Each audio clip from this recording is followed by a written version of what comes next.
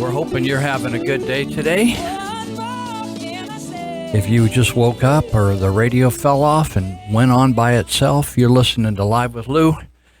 And this is Lou Benninger, along with my friend Leon here, is making sure this all works right today. We are live today. We were faking it last week.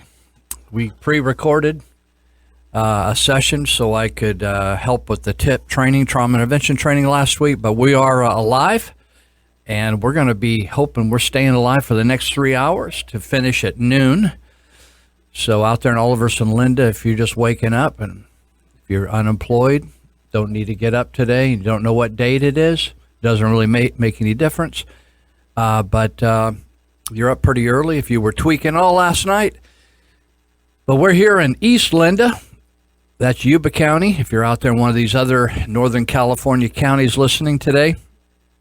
And this is called The Patriot, 1410 AM. And then there's a simulcast on 104.3 FM. And if you're in an area that's kind of poor reception, you can go on knycradio.com and pick us up, listen live on that website. And you can, doesn't matter where you are in the world, you can just follow us. People have actually told me they've done that occasionally. So thank you for being with us, and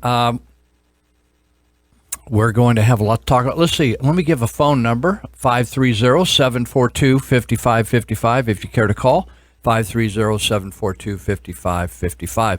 It's allergy season. I got a nose full of pollen and a little bit in my eyes today, so the older I got, the better I'm getting at this allergy thing, changing my diet, and learned how to keep that pollen out of my eyes and nose, irrigate my face, keep clean, and it does a lot better. But I noticed this morning I was sniffing a little bit coming out here, but I'm better now. So thank you for listening. And I had a lady stop by the other day. She showed up in front of my house and asked me, "Are you Lou Benninger?" She was looking for me and didn't know how to find me, but knew that I lived behind Taco Bell, so she was like circling the houses. And finally, she figured out where I was and stumbled across me and wanted to talk about some issues in the community. So greetings to all of you, and we're happy you're doing well in the North Valley today. I wanted to make a mention of a friend of mine, and actually he's a second cousin of mine. We were raised in the Marysville area together. We shared, his grandmother and my grandmother were sisters, and he died this last week. We went to high school together, and the reason I bring it up is not only was he a friend of mine, and our families were close, but he worked at this radio station. And if you have lived here for many years, you know that KMYC goes back, I think the comment on the station itself says it's over 70 years it's been here. But if you remember, like when I used to stay at my grandmother's house when I was just a toddler, when my parents were busy, needed a hand handling me, my grandmother always turned on the radio and listened to what was going on in the community, because that's all they had. It was the big old radio. And everybody used to sit around it and listen to what was going on, and that was KMYC back then. And actually, when there was an emergency, KMYC would broadcast right through the emergency. Here it would always be high water. And I was talking to Sheriff Durfer about that after the evacuation recently, and I said, you know what was missing in this recent evacuation that would have helped everybody, because everybody was stuck in their cars waiting to get out of town? If everybody would have been connected on some radio station, like back in the day, it would have been KMYC, and then for a while I think it was KUBA, it would have helped everybody.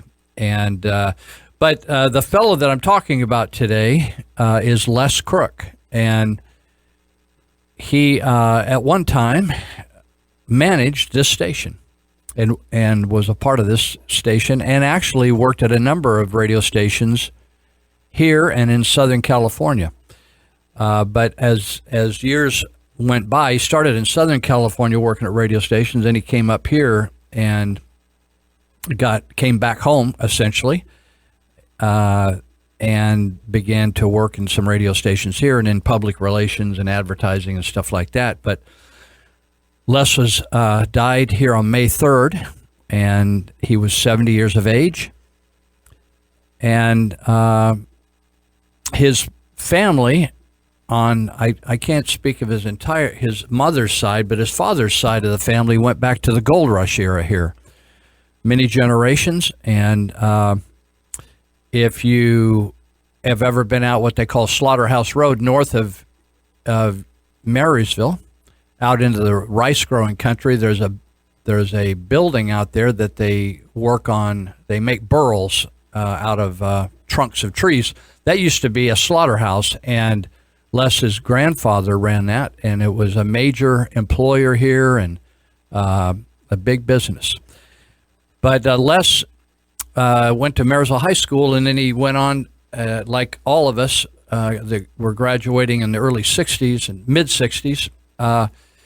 You went to the military in Vietnam, and Les joined the military and served 4 years there, and then came back home and went to college and got a communications degree down at what we called it back then,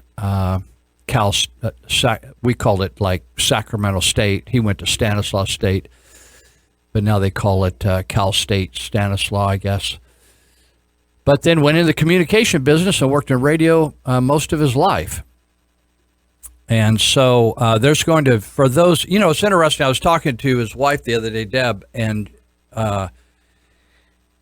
we were talking about the fact that when people actually read newspapers, you're pretty informed. And now that very few people are reading the newspaper, you miss a lot of stuff. If you think, I'm going to get it through Facebook or online, you just don't. It isn't the same. So you can miss things like this. So for those who knew Les, there's going to be a celebration of life or a funeral, however you want to say it, at Bible Baptist Church on May 11th at 11 a.m. And if you've never been out that way, it's out North Beale Road towards Beale Air Force Base at 2787 North Beale Road. The church has been there for many, many years. So anyway, May 11th at 11. It should be easy. So a lot of you that are still around the area here that either worked with him or went to school with him might want to be there. You might see a lot of your friends there from back in the day. So our condolences to the family. Les had 3 children and 7 grandchildren. So he leaves a bunch to follow on behind him. The other person I want to give a shout out to today is my friend Pete Afado. And Pete's been going to Yuba City High School, and he's a senior year, and he had his final baseball game before they go on to the after-season competition. And I just want to say, Pete, we're proud of you and did a good job. And I want to give you a passage out of the Bible you can read and ponder, and it's Romans 8:28. I'll just let you hold on to that. You can read about it and think about it, think it through. And there's, what I always think of is I've been following Jesus for about 40 years. Some people think it doesn't seem like he's following Jesus. And I told somebody the other day that, well, actually, you didn't know me before I started, so, if I wasn't, you'd see, they don't think I'm such a hot guy, so I'd say, well, if it wasn't for Jesus, I'd be a lot worse person. So there's been some change. You just don't know the before and after, the BC and after. But anyway, I'm reminded of this in my own life, looking back, is that you go through a lot of things. We live on the practical level, on the earthly level, but you really don't have a lot of understanding about what's going on the spiritual level, or the things we're going on today, how they're preparing us for the things that God wants us to do in the future. You have no idea what the future is because you're not in charge. So we kind of make our plans, but God directs our footsteps. And so most of us that are God followers, you find that if when you look back, you think, whoa, I would have never imagined I would be doing this when I was thinking about it back then. I would have never had a fantasy that I'd be here doing this. And you can see how all things kind of fit together to bring you to where you are today. So way to go, Pete, and hang in there. We're proud of you and all the rest of your siblings as well. So I wanted to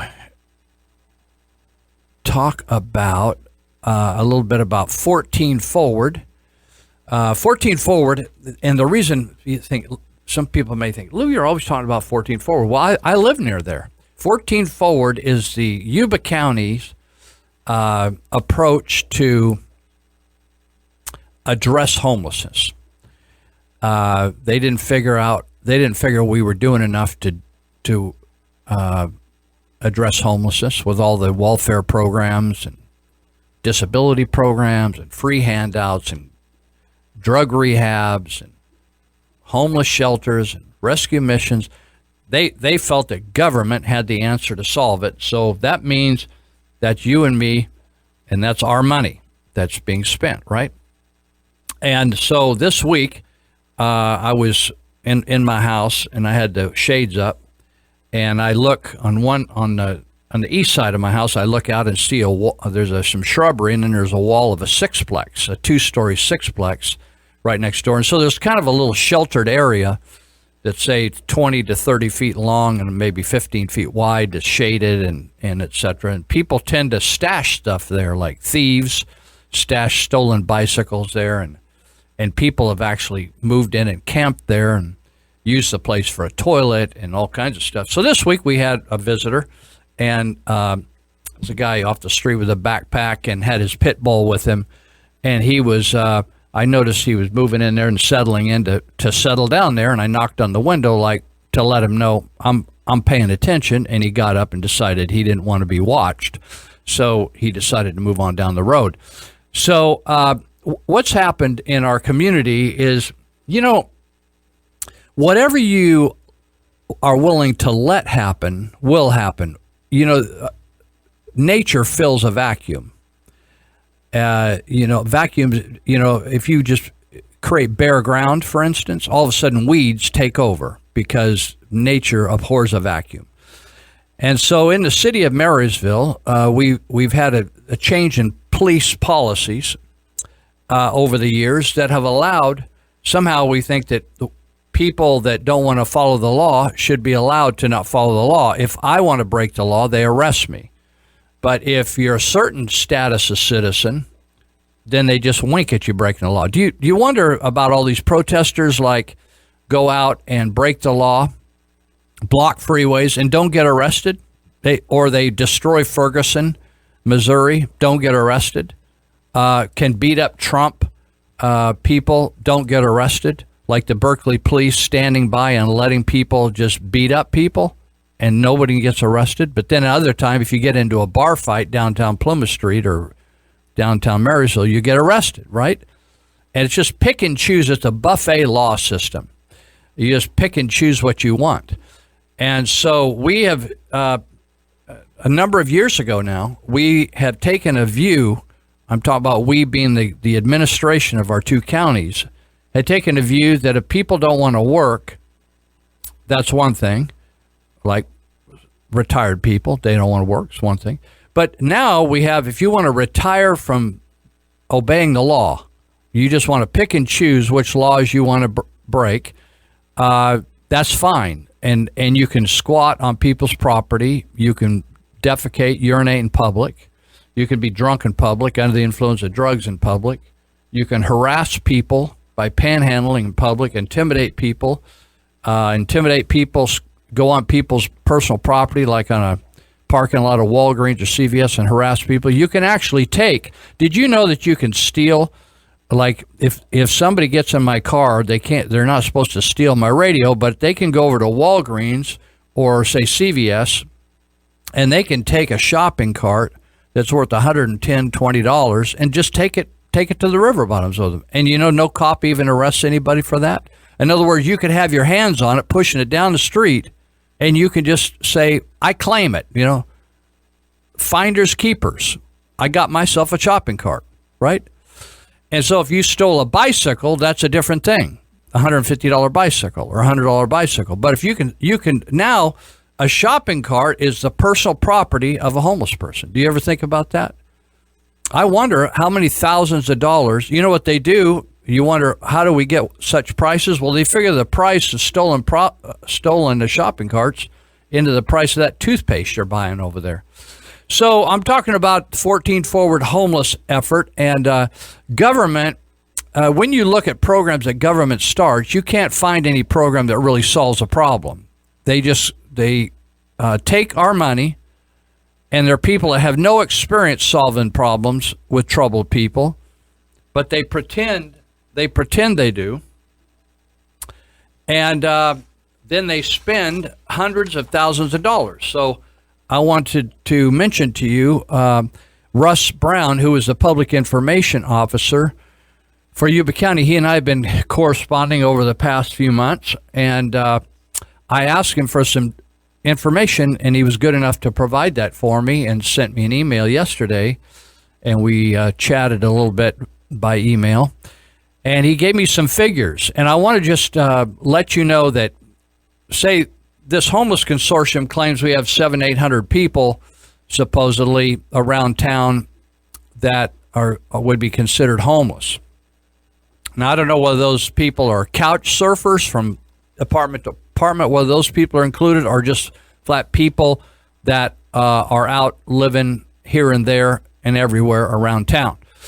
But what happened is there finally, after there was a murder of a guy named Greg Kelly, that seemed to be the tipping point, in my view, of what began as a clean up the homeless camps. In other words, they had allowed them, they being the administration of particularly Yuba County and City of Marysville, had allowed all these homeless people, hundreds of people, to take control of portions of the city and county and begin living there and violating every code in the book. Open fires, sewage, no sewage systems, just basically camping, right? And no porta potties, just going out there, right? Including along the river, throwing garbage in the river. If you and I threw a can in the river, we would get arrested if the Fish and Game caught us. So what happened then is they began to clean those areas up, and they removed 300 tons of garbage. And the estimated cost of that paid out, the majority of that was paid by the Yuba County Water Agency, who makes money, who collects money off the power and water sales at Bullards Bar Dam. That's Yuba County taxpayers' money. It doesn't belong to somebody called Yuba County Water Agency. That's the taxpayers' money. But they chose to spend that money. They spent $70,000 of it to help clean up the garbage that was going to be swept down the river once the river got up. And they estimated that money, including other monies that were spent, went up to about $110,000. So we got $110,000 for cleanup, right? Then, according to Russ Brown, the county, when they decided to start the 14 Forward homeless camp, or as I call the Bendorf Zoo, they spent another $125,000 or $135,000, I think, on the setup, just the start of it, fencing, buying those sheds that they house people in. And so those two amounts together come up to $245,000 or $250,000. We're not into the monthly expenses yet. That's just to begin to start it, to fix it, right? So just that money got spent. That's over $250,000. And then Russ told me yesterday that over the last 10 months, the fiscal year ends in June 30. So we're up to May of this fiscal year. They've been spending about $6,400 a month on 14 Forward, on the facilities and the services. But then they have a homeless czar that's cost them about $6,250 a month. That's not included according to the figures that I looked at. So they got another, so they're spending about $12,000, $13,000, $14,000 a month on that little camp over there. Now I want you to drive by that little camp and check that out, because it's a mess. Now, the rescue mission tells me the rescue mission is right next door to that camp. It's just the width of a chain link fence away. A few inches on the other side of that boundary line is the rescue mission. And the rescue mission takes care of hundreds and several hundred people a month come through there. And they cost them about $10,000 a month to run the rescue mission, which takes care of all the rescue mission people, housing them, meetings, feeding them, toiletry items, all the stuff, clothing, provides clothing. And then they also feed the 14 Forward people. So we spent $250,000 to start, actually more than $250,000. Then we spent another, up to now, we spent another $64,146. So we're up to over $300,000 so far. Now, some of the money, of the $64,000 on top of the $245,000 has come from, according to Russ Brown, Information Officer of Yuba County, has come from grants. Now, I always wondered who the grants are, is Mr. and Mrs. Grant, because they always, when they say grants, they say, well, that's not really taxpayer money, but I don't know the Grant family. You see, they must be all over the United States because everybody's asking the grants for money. And I'm wondering where that money gets derives from, unless there's a big old extended family called the Grant family.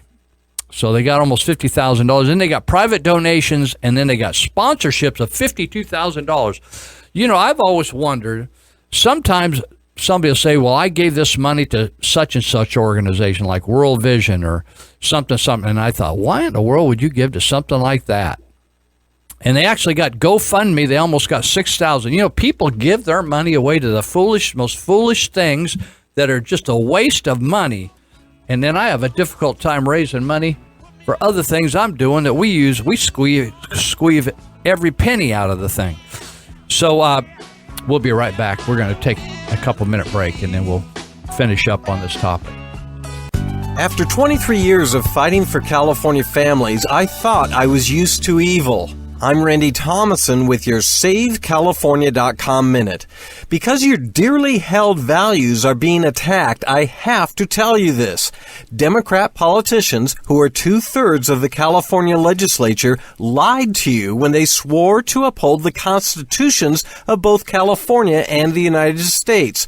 Realize that religious freedom, parental rights, property rights, ownership rights, and the innate right to life for innocent people, these are all constitutional and pre-constitutional rights from God himself. But that doesn't stop the Democrat politicians from working overtime to rob you of your sacred freedoms. They're passing terrible bills. See these 5 awful bills and what you can do at SaveCalifornia.com. Fighting the good fight for your values in California. No, California hasn't yet seceded. But many Californians are acting as if it had left the Union. They want California to become the nation's first sanctuary state if they can't secede. And the California legislature has even hired former Attorney General Eric Holder to be their point man for legal battles with the Trump administration. And of course, San Francisco is the home of the Ninth Circuit Court, the leftmost appellate court in the country, the most reverse court in all the land. And again, a federal district court in San Francisco has gone activist and more than a touch mad, this time blocking President Trump's executive order to cut off federal funding to sanctuary cities.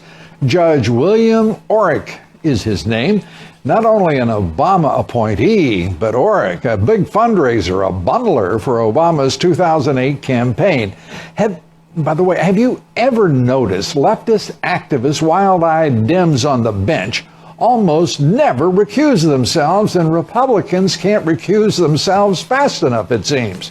California is testing the boundaries of anarchy and sheer absurdity. And an audit finding the University of California system hid $175 million in budget reserve funds, while at the same time telling the state it needed more money desperately. Now, what kind of crooks are in the California university system? Well, the system is run by none other than former DHS Secretary Janet Napolitano. And the damning report comes after UC Berkeley canceled an Ann Coulter speech, only the latest incident at Berkeley that makes a mockery of Berkeley's history as an institution of higher learning and passionate political demonstration. The state of California is now infused with left-wing authoritarianism and disregard for law and order.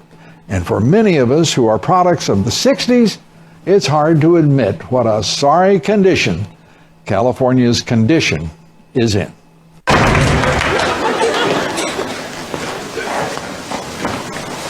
Here's your tea. Are you feeling a bit better? Not really, no. Okay, well, can you describe the man who mugged you? He was about 5'10", short, dark hair. He put a knife to my throat and he demanded my phone and my watch. And were you wearing what you're wearing now? Sorry? Is this what you were wearing when it happened? Yes, but... You look quite provocatively wealthy. Look, I fail to see how what I wear has any Well, just a bit of an invitation, isn't it? Like you're advertising it. Look, you seem distressed. I'm going to bring one of our counsellors in. This gentleman's a bit upset. He was mugged earlier. Oh dear. Had you been drinking? Yes, because if you'd had a drink, it can send out confusing signals. Lead somebody on with a nice suit and the phone, and then at the last minute say, I don't want to be mugged. He put a knife to my throat and he demanded my possessions. And you just gave them to him. Did you even scream? See, how is somebody to know that you don't enjoy handing over your possessions unless you make your intentions clear? No, I didn't scream. He had a knife. I was really scared. And we're very sympathetic, but I'm afraid you're going to have to accept some of the responsibility for this. Come in. Are you going to be much longer? I've got a gentleman out here who says he's been receiving abusive emails for months. Ask him what font he's been using. If it's something coquettish like Helvetica, then he's probably brought it on himself. Oh, okay. We're back. We're talking about 14 Forward, and that's the government's way of addressing homelessness, as opposed to just telling people, you know, why don't you get a job or go into a drug rehab or get over there to mental health and get a tune-up or whatever you need, like the rest of us do. The latest is, I think the county is wanting out from under this thing after spending $250,000 and now spending probably around $10,000 a month over there to maintain that operation. Since they've hired a permanent employee called a homeless czar, they now are thinking about, listen, maybe we can get the rescue mission to take this mess over. And now they're also advertising. In fact, some of you might think about taking this job, though it's not a non-paying job.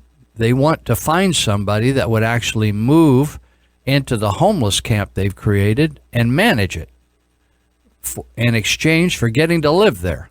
Now, this is interesting because, you know, I've helped construct a number of buildings and remodel buildings and the campus where I go to church at Glad Tidings. And so I was always frustrated, and it tested my patience at how many rules, regulations, and hoops I had to jump through. Dust studies, noise studies, traffic studies, soil studies, compaction studies, percolation studies, and yet overnight the county can put up a homeless camp without asking permission of anybody, checking with the neighbors, having a hearing. They don't have to handle any sewage, any water, any electricity. They can just hustle it from the people next door which was the rescue mission. They can just mooch it. They can just run cords over and pipes over that is forbidden in any other part of the community, but they can just do that because they're the government. They operate by a different set of rules. Now, I was listening to Andy Vasquez interview Mark Baird, who's the head of the movement called State of Jefferson, and they were talking about the government exempting themselves from rules that you and I have to live by, like recently this Obamacare. They've been exempted from Obamacare. I'm sick of that. And so they were discussing that. And so it's interesting how government does not even follow the same regulations of sanitation, conveyance of electricity and other utilities like water, et cetera, et cetera. There's no rules at 14 Forward. In other words, you can get loaded, stay loaded over there. In fact, the first of the month, it's a big party over there. Do you know why there's a big party at the first of the month wherever people are on welfare? Because that's when the EBT cards are getting refilled. Well, it's just another example of massive government waste. And it isn't, that's part of the pain of it, is they take our tax dollars by force and then they mismanage it. Actually, I was telling somebody the other day, I was talking to the head of the rescue mission. I said, it's like them driving over the 10th Street Bridge and just throwing $1,000 bills of our tax money right off into the river. But the funny thing is they take photos of themselves, slapping themselves on the back, congratulating them for this great accomplishment that they put an end to homelessness in our area. So there's going to be a day when they're going to try to get rid of that, just like a dead dog wrapped around your neck, because it's just going to be a financial curse on the county, and it's going to be a stink to the politicians who are not going to be wanting to take credit for it. They took credit for it in the photos in the paper, and all the people that think, we're being helpful to the homeless. I talked every once in a while particularly when I run trauma intervention, or when I worked at Church of Glad Tidings, I get a call from a lady and just say, I need help with my son. Usually it was sons. It wasn't daughters so much. Sometimes it was daughters. I need help with my son, for instance. And they got an alcohol problem, or they got a drug problem, or this or that. And I'd say, well, how old's your son? They said, 45. And he's living in their house, 45. And I said, well, why don't you just ask him to leave? Well, I couldn't do that. I said, why not? Well, he might die on the streets. I said, well, everybody's got to die sometime. And, you can't prevent people from dying. And I said, you're 75 or whatever they were, the person I was talking to. And I'd say, you need to ask them to leave, and then maybe they'll go into a rehab when they get, things get too tough for them. But, people just continue to, this society today, different from the society I was raised in, continues to enable people, and it actually does people harm. It is the worst thing you can do for people to provide for them when they should be providing for themselves. So just a thought. Well, hey, I got a contact a friend of mine, Isaac Matei, who is a survivor of communism in Romania, and he came to this country after fleeing Romania, which is amazing. Most of you think, oh, well, what's so hard about fleeing? You can just drive across the United States border and leave. Yeah, but you can't a communist country, and most of you are so ignorant, you don't even know how to spell communist.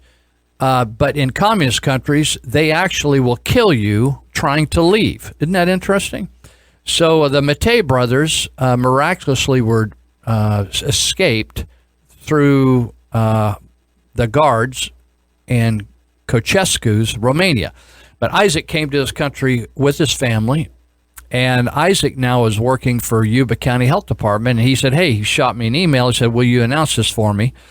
So here we go.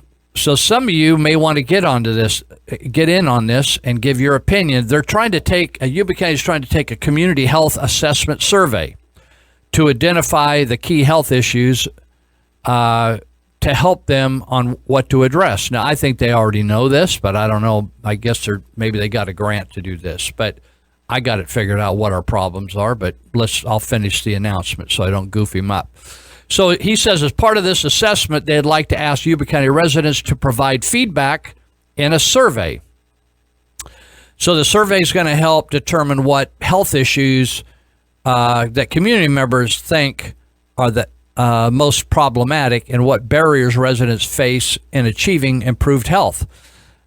So if you want to take this survey, it's going to run through the end of May. That's this month, through the end of this month, 2017, just 1 month, 30 days. So we're already into it 6.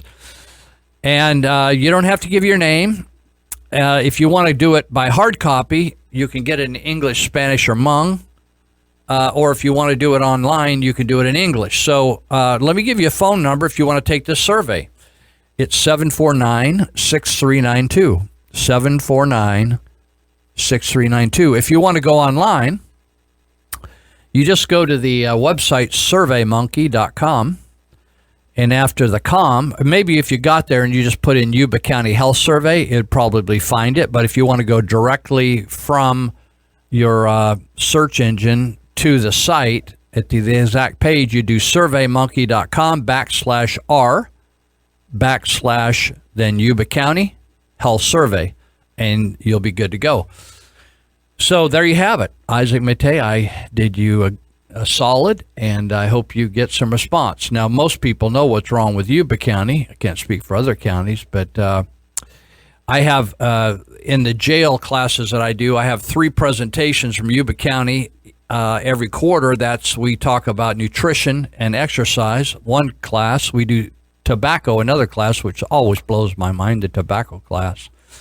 And then the final one, which also is a mind blower, is on sexual behavior and sexually transmitted, I used to call them diseases. Now they instead of STDs, they call them STIs, sexually transmitted infections. And that's an eye-opener, and it is always hilarious, the questions that get asked by inmates at Yuba County Jail, both male and female. We do 2 separate classes, and the amount of ignorance and the amount of exposure to disease is it's eye-opening. So there you have it. Now I wanted to talk about this, just make a couple comments. You heard at the break, Lou Dobbs was talking about President Trump's executive order seeking to withhold federal funds from sanctuary cities. And this William Orrick, this judge, you remember on the supposed Muslim ban, which wasn't a ban on all Muslims at all, but was a ban on the certain countries where terrorism is being fostered. Obama flew down there to, I don't know what he did with his college buddy over in Hawaii, but he went over and chatted with his college judge buddy. I don't know whether they were sexual partners back in the day. You know, Obama was going both ways. But he got the Hawaiian judge, who they were buddies in college, to put the kibosh on any kind of stoppage of anybody coming to this country that were Muslim terrorists. And then he went to William Orrick III to put the kibosh on stopping any funding from going to cities and counties that wanted to be a sanctuary county or a sanctuary city. Now, it's fascinating because the judge was totally biased, had raised $200,000 for Obama in 2008 as what they call a bundler, a fundraising bundler. I didn't think judges got that involved in political campaigns. You know, locally they kind of stay aloof from that to at least give the appearance of impartiality. But Orrick bundled $200,000 for Obama in 2008, and then he also raised $30,000 provided to committees that were supporting the president. Now, that's the guy that put a temporary hold on any money being held back from cities and counties and states that are going to not cooperate with federal authorities. Now, I'm going to tell you a story that will blow your mind a bit in a bit. I don't know exactly when I'll get to it. But this isn't a new idea. This state saying, I don't want to, in other words, they look at federal law like a buffet of laws, say, I'll obey that one, but we don't want to go along with this one. So the Federalist reported that the same Judge Orrick he's the guy that issued a restraining order in 2015 against the Center for Medical Progress. I don't know whether you recognize that term. That's the advocacy group, the pro-life advocacy group that was responsible for undercover videos that showed Planned Parenthood employees planning to sell baby organs. Now, you would think that law enforcement, that would be the chief law enforcement officer in the state of California is the Attorney General. You would think that the Attorney General and the government would be interested in people selling baby parts, but they weren't. And they went to Judge Orrick, who is the bundler for Obama and who is the guy who put the kibosh on stopping money going to sanctuary cities. This is the same Orrick who put a restraining order against the Center for Medical Progress. That's in other words, saying you can't go and take any more undercover videos, even though they were uncovering criminal activity. Now, I don't know what would actually get the attention of the government, whether maybe going over to Winco or Raley's and looking for some meat and looking for maybe some chicken parts like the dark meat, thighs and legs. Those are my favorite. And then running into some baby parts for sale. Now you think, oh my God, you're being gross now because, they're not doing that. They're not eating children. Well, they do that in China. And if that raises your eyebrows, a few years ago, I used to tell people that they actually read all your emails in China, and people laughed at me. And now everybody, that's pretty common right in the U.S., that Obama is reading a lot of your emails through NSA and listen to your phone calls. So hope you got over that, and you can apologize to me later. But in China, they eat baby parts. Here we just, as far as we know, we sell baby parts. And that's something that is condoned by the government. Did you know that? Kamala Harris, that would be her name. Now she's your senator, one of your senators from California. She was the Attorney General. And instead of going after Planned Parenthood, well, God forbid we do that, because they are like, actually, if you're not following Jesus, abortion, the abortion industry becomes your religion, right? And it's sacred. Abortion is sacred now in the country. So Planned Parenthood is coddled by the government of California, and anybody that would show a photo of a child that has been dismembered or show how a child is poisoned with saline solution, or would take a video, undercover video, showing how doctors employed by Planned Parenthood talk about selling baby parts like you were selling a carburetor off a car. But those are the people, you actually go after the person that uncovered the crime, not the criminals. Isn't that interesting? So that's Mr. Orrick, Judge Orrick, who, like Lou Dobbs said, it's interesting how if a Republican was raising money for Trump, a judge raised $200,000 for a judge, he couldn't sit on the case because he'd have to recuse himself, as we've already seen under the Trump administration. But if you're a Democrat, you could stop people from exposing the sale of baby parts and raise $200,000 for Obama and still be able to rule and stop the President of the United States. I think the whole thing is stupid and illegal, but they still do it. I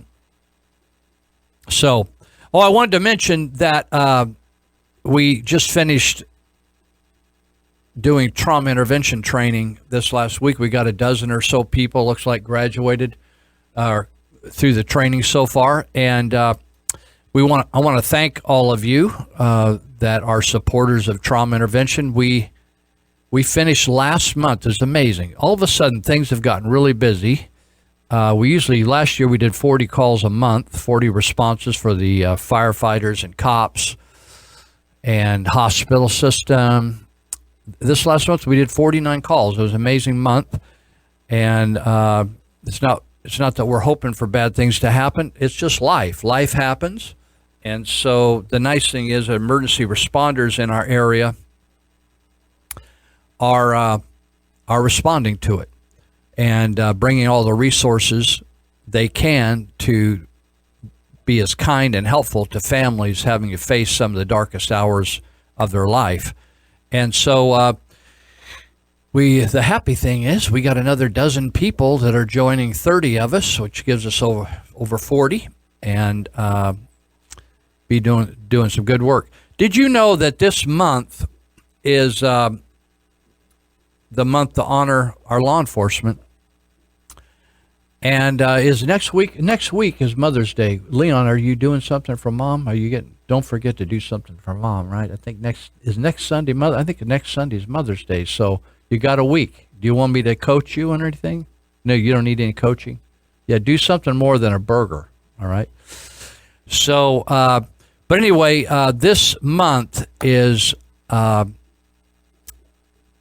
time to recognize and remember and honor law enforcement that serves in our area. So in our area, we have a number of police forces. We have Marysville and Yuba City, Yuba County and Sutter County. We have Wheatland Police, and we also have the California Highway Patrol. So it might be a good thing if you got a school class, you're a teacher. Maybe you could all write a letter of thanks, pick a department, and send in a bunch of, or do a poster, get some butcher paper, some poster board, and handwrite it and take it in and post it on the wall. This is very encouraging for law enforcement. I remember we did that as a church when Deputy Mileback was killed years ago at Yuba County. We did a poster, I believe, and hung it up in the briefing room at Yuba County to tell them that we were concerned, caring about them, and supportive of them. Maybe you'd like to fix a lunch or take over some sandwiches or something to law enforcement. I think you need to do something. It would be a good thing. I think there's a lot of negativity in the media, and as we've now learned, there's a lot of fake news, and whatever's in the media is whatever the media wants to show you. So, it's interesting. I've written thousands of hours with law enforcement over the years, and I've never seen an instance where, in my presence, where I felt that law enforcement did anything wrong. I thought they did some heroic things in my presence. Certainly, I know because I've been around the local law enforcement that people have misbehaved, but that's true of every profession. And the nice thing is, if you have ways of eliminating people that don't follow the rules, whether it's a teacher, which is almost impossible to get rid of a teacher, but it's not impossible to get rid of a law enforcement person, or firefighters, or clergymen, or wherever. If they misbehave and they don't live up to the standards expected of the job, then you can get rid of them. But the fact is that our law enforcement does an amazing job, and every time TIP volunteers ride along with law enforcement, they come back and say, whoa, I had no idea. So we're going to be back here. We're going to take another break, and we'll be back for 2 more hours in just a minute. Can you believe what the Democrat politicians are doing to you? I'm Randy Thomason with your SaveCalifornia.com Minute. Here are 5 bad bills the Democrats are pushing in Sacramento. SB 179 mandates a catch-all third gender called non-binary to go on driver's licenses. AB 569 forces churches and religious schools to support fornication and abortion. SB 219 requires care facilities to embrace sexual anarchy on their own property.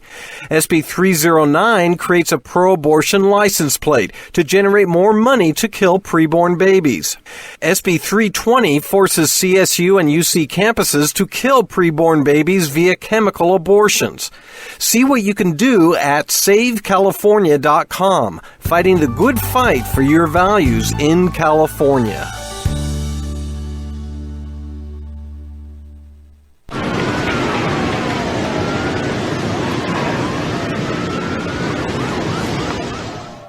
Policemen.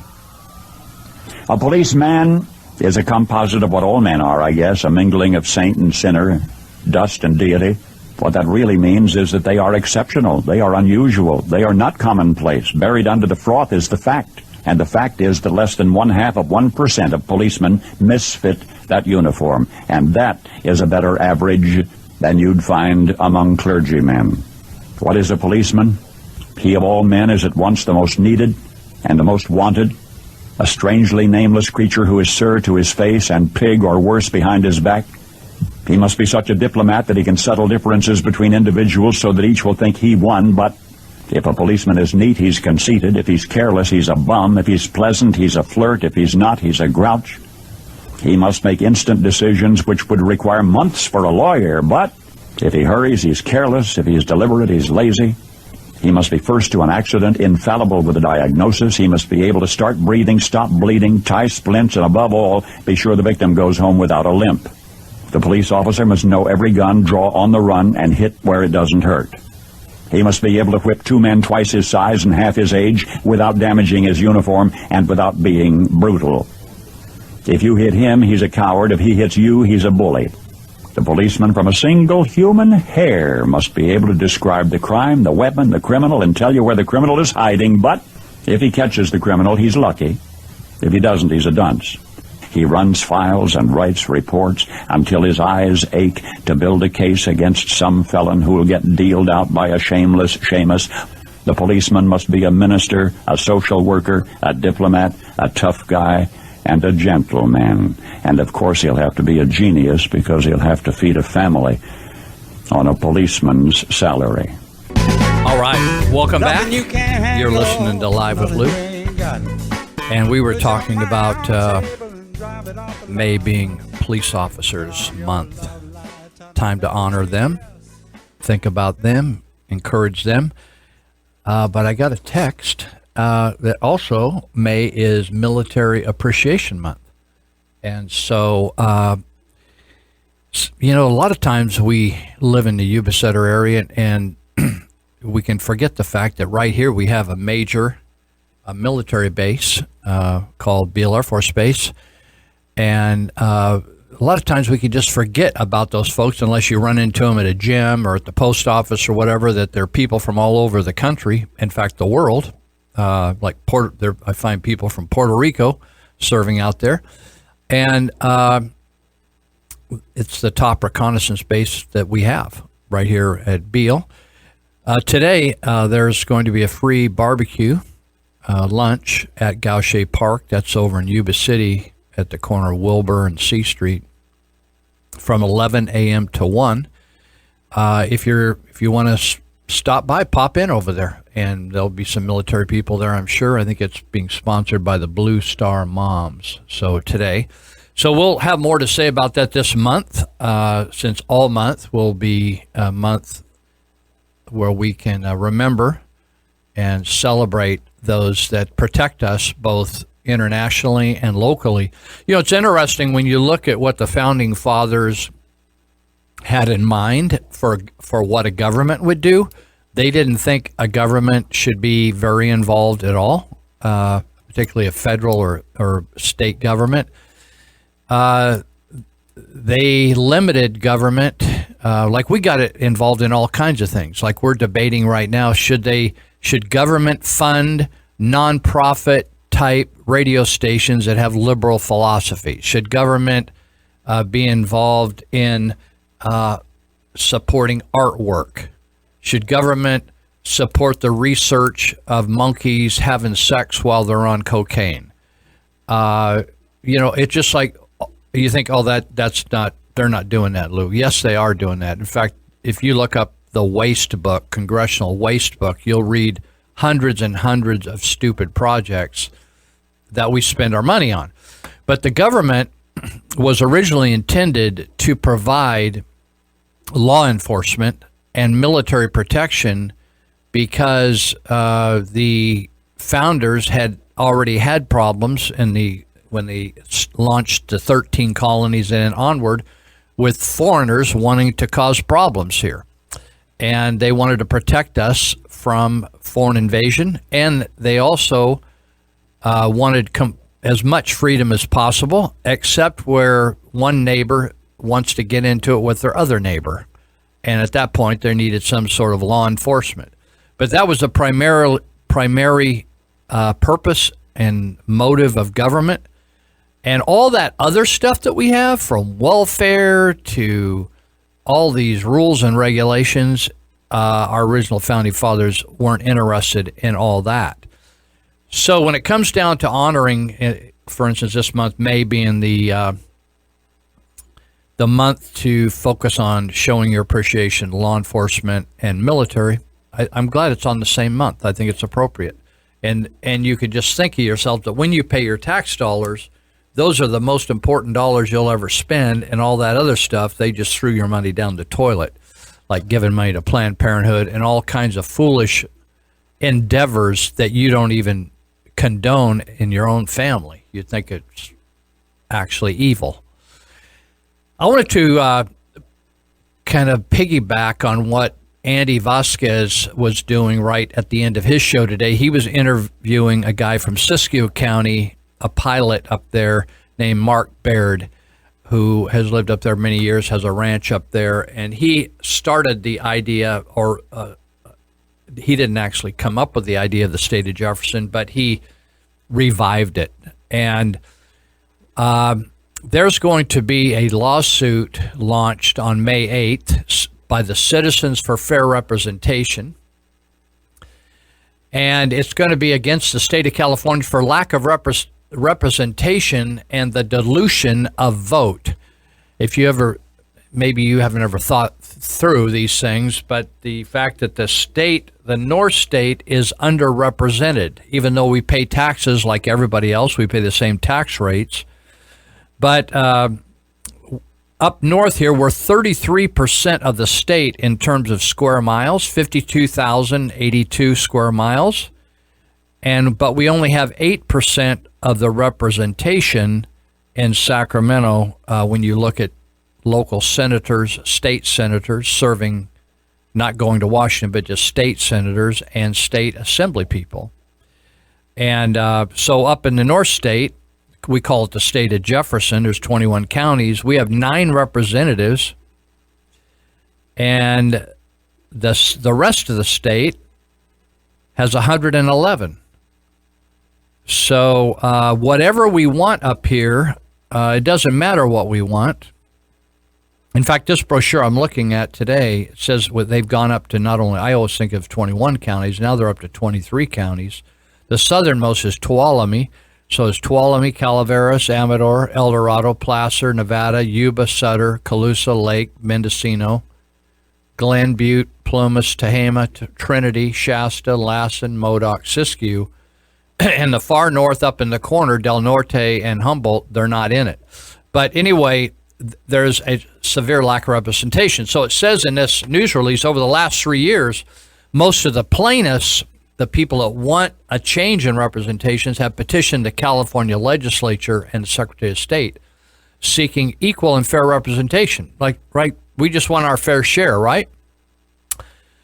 So currently it says California's population is just under 40 million, represented by 40 state senators and 80 assembly members, the same number of elected representatives that in 1862 represented 416,640 people. Isn't that interesting? Same amount of people represented, instead of 40 million, they just represented 416,000 and change. Part in 1964, this is interesting, just about every county in the state was represented by a state senator. it's the same concept where every state in the union, no matter how much population they have, is represented by 2 United States senators, right? So Montana, very sparsely populated, has the same number of state senators as California does. That's to keep a balance in representation. Today, a California state senator represents an average of 1 million per people, and each assembly member represents 500,000. So currently, 11 northern rural counties have just 1 senator,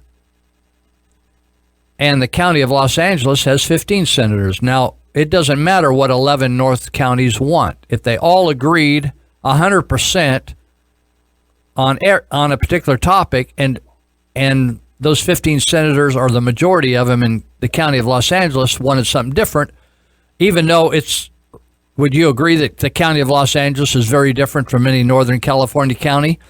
So say if we were very interested in trucking and mining and farming, Los Angeles doesn't have that. So you think you're going to get help from those folks down there? Or they got major gang problems down there and issues, urban problems that we don't have up here as much. So it doesn't work out.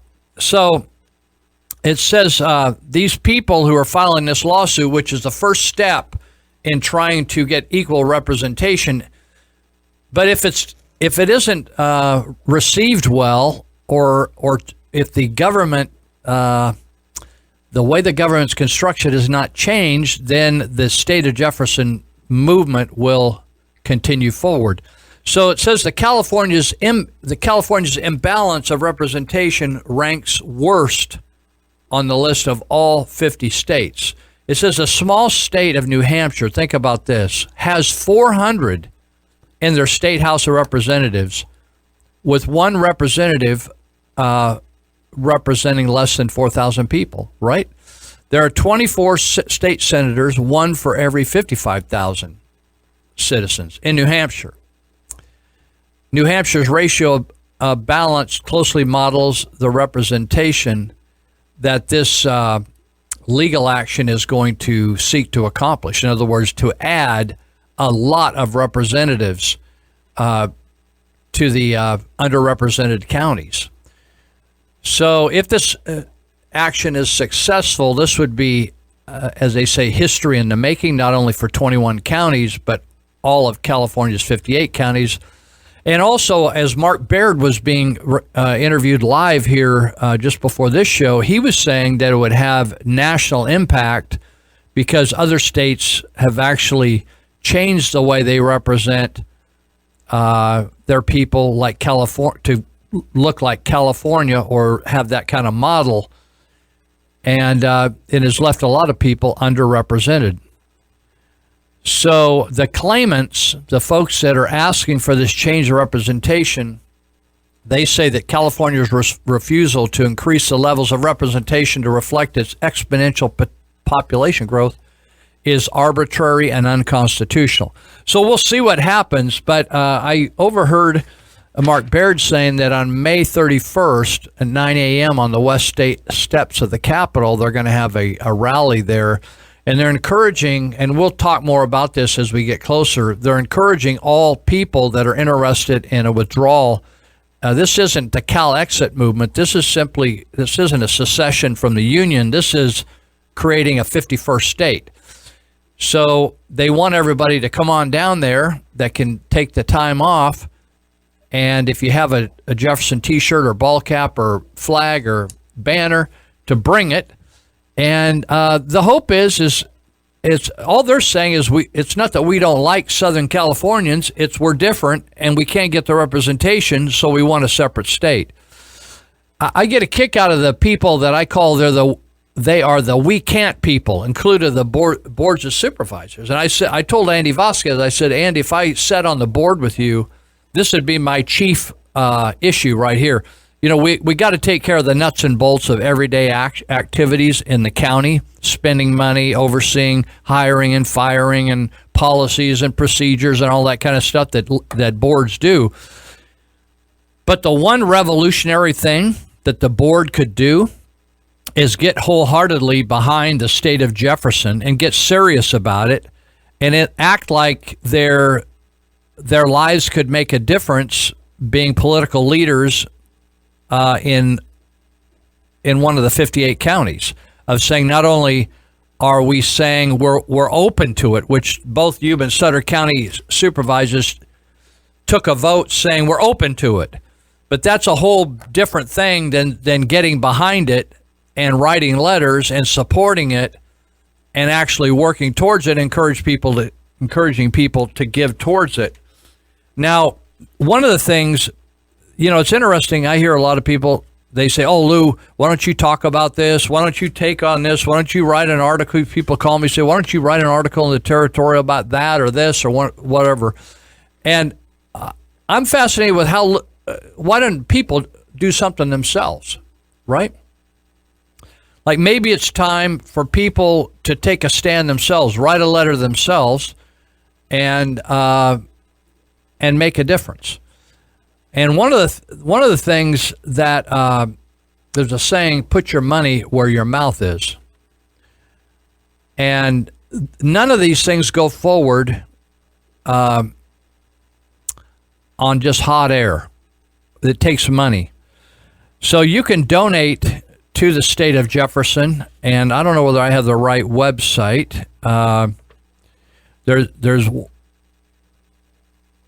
have to get back to you on the website. I'm looking at these brochures. I want you to go on and donate some money to this organization, because it takes money, and if we had enough money, it would help us to push this forward. So I will look up the site that you can dip in and give to it and get back to you on it.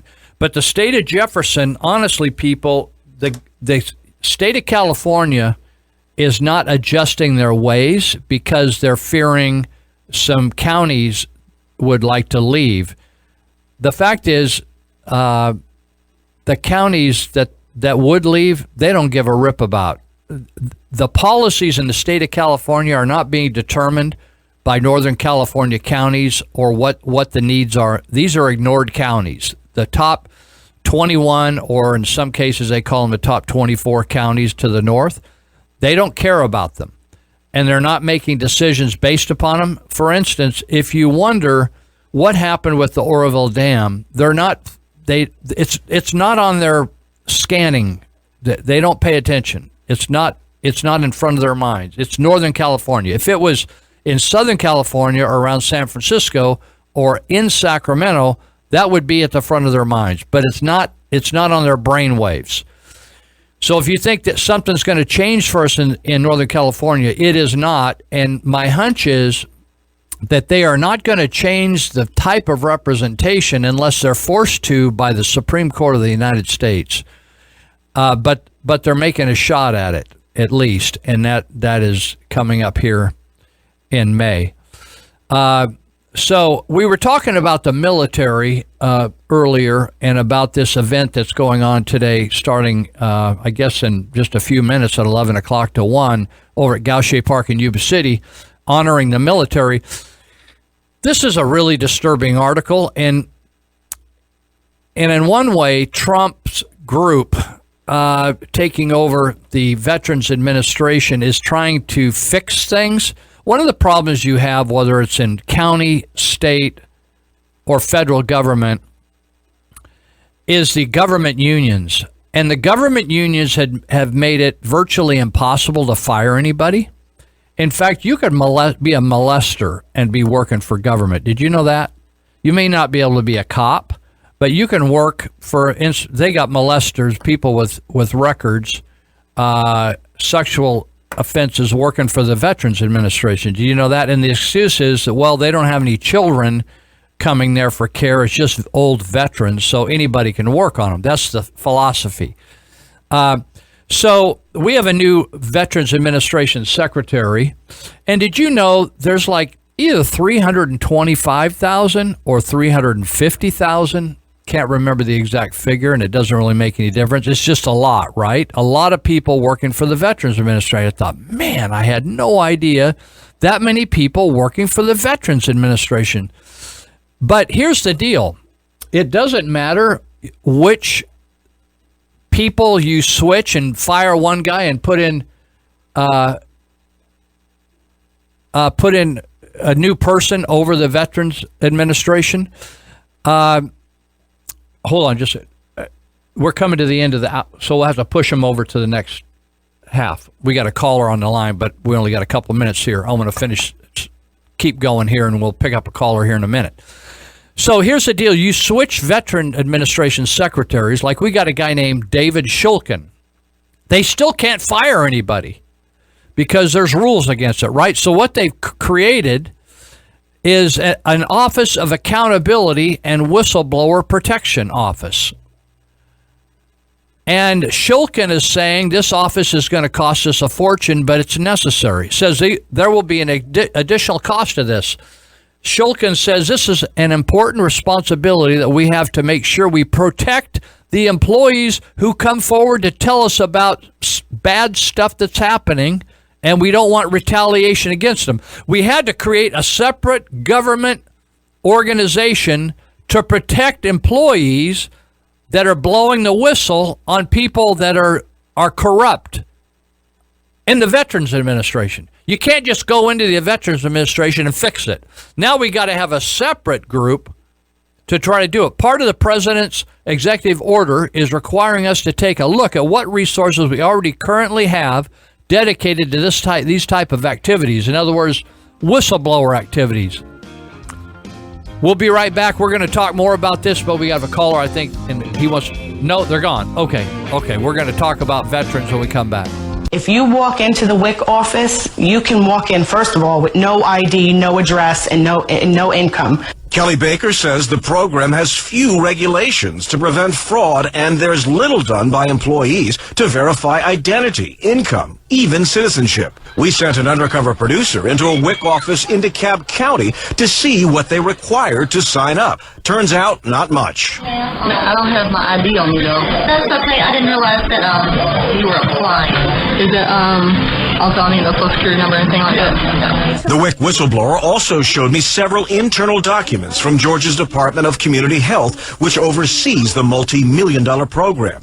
This memo instructs employees to accept expired ID, even foreign identification, but cautions, quote, acceptance of an expired ID is not a practice WIC would like to advertise to the general public. It's horrible that we have American citizens that do without, but illegal aliens come in and without proof walk away with thousands and thousands per family. And what's most alarming to her, we watch him pull up in a Mercedes, have a Coach bag, an iPhone, diamond rings. We wanted to see for ourselves, so we sat outside a WIC office for 3 days in April and watched some fancy cars and SUVs pull in, including a Hummer, Escalade, and a BMW.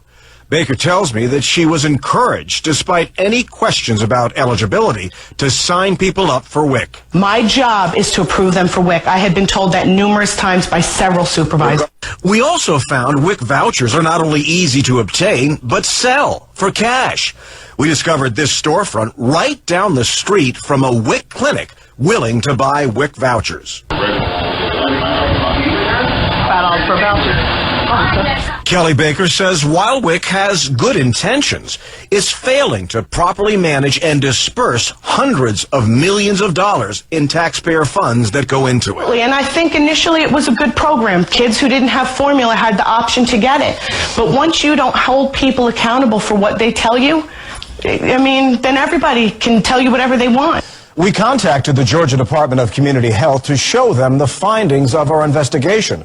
A spokesman said they would have no comment at this time. I was 28 years old the last time I worked for minimum wage.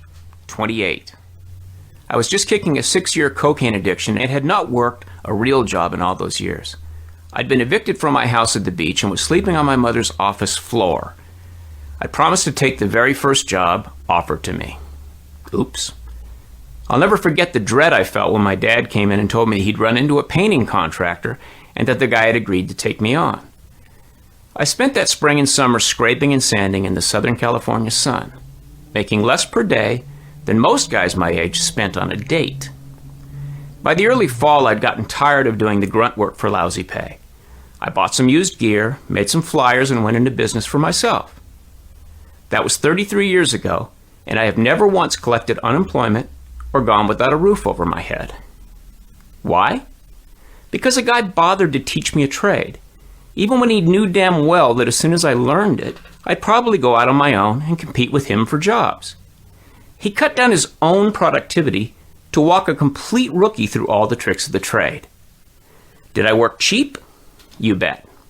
Did he make a couple bucks off every hour I worked? Probably. But I'm not confused about who got the better end of the deal. I did. No question. California has now decided that within a few years, every employer will pay $15 an hour to their entry-level employees. In other words, people with zero skills will now be paid $15 an hour to be taught some skills. I'll be honest, when I was getting the minimum wage to learn house painting, I wasn't worth the minimum. They were talking about the new law on our NPR station the other day. Most of the callers talked about how rich CEOs of big businesses are and how they could damn well pay their workers more. Nobody mentioned the fact that 50% of American workers are employed by small businesses. Little restaurants and manufacturers, and contractors like the one that hired me in 1984. Those businesses don't have any million-dollar CEOs.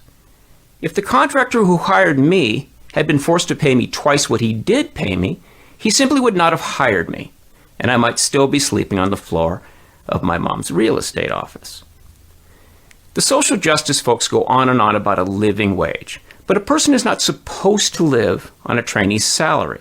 The whole idea of a graduated pay scale is to send a person striving up the ladder of success in search of better pay and better work. Each rung of that ladder requires more and better skills and pays better money. The social engineers want people to stay on the bottom rung while they force the good pay down the ladder. As always, their good intentions have unintended consequences. Why would I have bothered to better myself if I could have just kept doing rote task work and be paid twice as much? Why would anyone? How much anybody is paid for his labor is between him and his boss. The market is perfectly capable of figuring out what labor is worth. If you don't believe me, try to hire a guy from outside the Home Depot for minimum wage. I dare you. Let's not forget, when an entry-level employee gets bumped up by a new law, every single other employee of that company is going to want a raise too. Where's all that money going to come from? And remember, the cost of living varies widely. A 2-bedroom apartment in Wichita will run you $450 a month. That same apartment in San Francisco would cost 4 times as much. The notion of a national living wage is ludicrous. Even a statewide law fails to address these variables. Here's an idea. Why don't we let employers and their employees work it out? And why don't we encourage every minimum wage worker we meet to think big, to learn better skills, to become more valuable, and to get the hell up the ladder of success as quickly as possible? I think that we want a country filled with strivers. Don't you? We're talking about the Veterans Administration, and it doesn't take much for get my blood boiling is when I hear about our veterans being abused. And it's one thing to ignore them, not giving honor where honor's due. It's another thing where we pay our tax dollars and we've made an agreement that if people serve this country, we will take care of them and help them. And so we give certain benefits, maybe retirement benefits and medical benefits, certainly medical benefits if they've been wounded or suffered long-term health problems because of their activities on behalf of the United States. But when you hear repeatedly about veterans that are waiting to go to the doctor, like to me, when I have problems, I find a doctor. Like whether I have an emergency problem, I just get to a doctor and I pursue it until I solve the problem, and it's quick. When I'm uncomfortable or I got a crisis, and to me, there's no reason in this country where any veteran shouldn't get their needs met immediately. And to have veterans sit for months and die on a waiting list is criminal. It's just not a bad thing. It's not too bad. It's not unfortunate. It's criminal. And for people to just think about it as, oh, well, that's a shame or that's a travesty. No, it's criminal. People should go to jail that do that. And the amazing thing about the corruption of the government unions, and people say, oh, you're against the union. Yeah, I am. I'm against them. Does that mean everybody that works for government is not a good worker? Absolutely not. What people want to say is when you talk this way, is they say, oh, you think everybody... No, I'm not. I've never said that. I have a lot of friends that work for the government. And the people I know are very good workers. And I'm glad they're there because I know they're doing their very best to serve the citizens.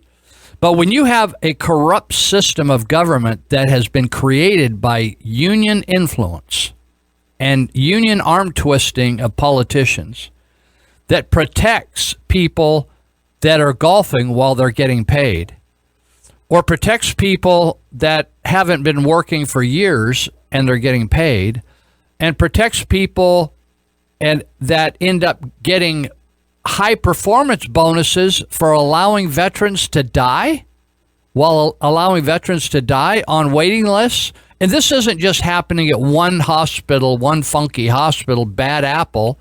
This is like happening throughout the United States. Does every veteran have this experience? No, I know people who their dads are veterans and they've said, Lou, my experience has been good with Veterans Administration. That's fine. The problem is the entire system should be performing the same for all veterans, right? Who wants to get on a plane where it flies from San Francisco to New York and it makes it 9 times out of 10? Nobody would get on that plane 9 times out of 10. The Veterans Administration should provide good service every time you go. Now, the problem is with these government programs is there's no brand X. In other words, if you don't like the government program, right, that's what I always say. People say, you're always criticizing government. Well, absolutely, because I don't criticize restaurants. I just don't go there anymore. I go to the next restaurant, right? Or if I want to go get a coffee and I don't like the way they do the coffee, I'll go to another coffee place or whatever. You got options in the United States. If I don't like that taco, I'll eat at another taco stand. Why complain about it? Just move on. Let them make whatever they want to make. But with government, we need to let our voices be heard and whatever else we can do. And so to have the Veterans Administration allow people to suffer and die. I had one lady on a tip call. This is a tip call in Yuba City. This elderly man, we were called by Yuba City Fire to assist this elderly man who was a retired veteran. He was a big guy, and he was about 80, and he kept falling, and he needed some help. And they had lost his files, according to his grown daughter, who was in her 50s, and a very sharp woman, and she was up from Sacramento trying to help him, and she said, Lou, the Veterans Administration had lost his files, I think 3 times, and they had to compile all the medical records for them another time. So he kept getting pushed off. Now I think he's dead. But the point is the frustration of the incompetence. Now, I'm hoping, I don't know how this Trump thing's going to work out. They're creating an office here, a whistleblower protection office. It says in this article that the new office, the one I just mentioned, is distinct. It's different from this office. This is another government office called the Office of Accountability Review, which was established in 2014, just 2 years ago. Another layer of bureaucracy to what do they do? Accountability review. They review the performance of senior executives. I keep hearing that senior executives don't have any power to eliminate people below them. Therefore, why do you have a senior executive? If they can't eliminate bad apples and hire people that are going to do the job, why even have them? So this 2014 new Office of Accountability Review only reviews the performance of senior executives.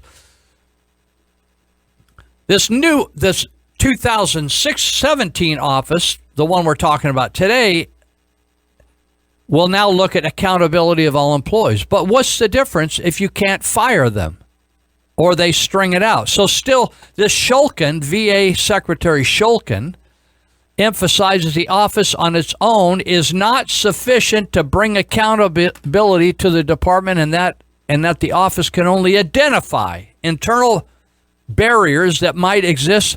This thing is so screwed up. Now we have a 2014 accountability office, and now we have a 2017 additional office, and he said it's going to be very expensive.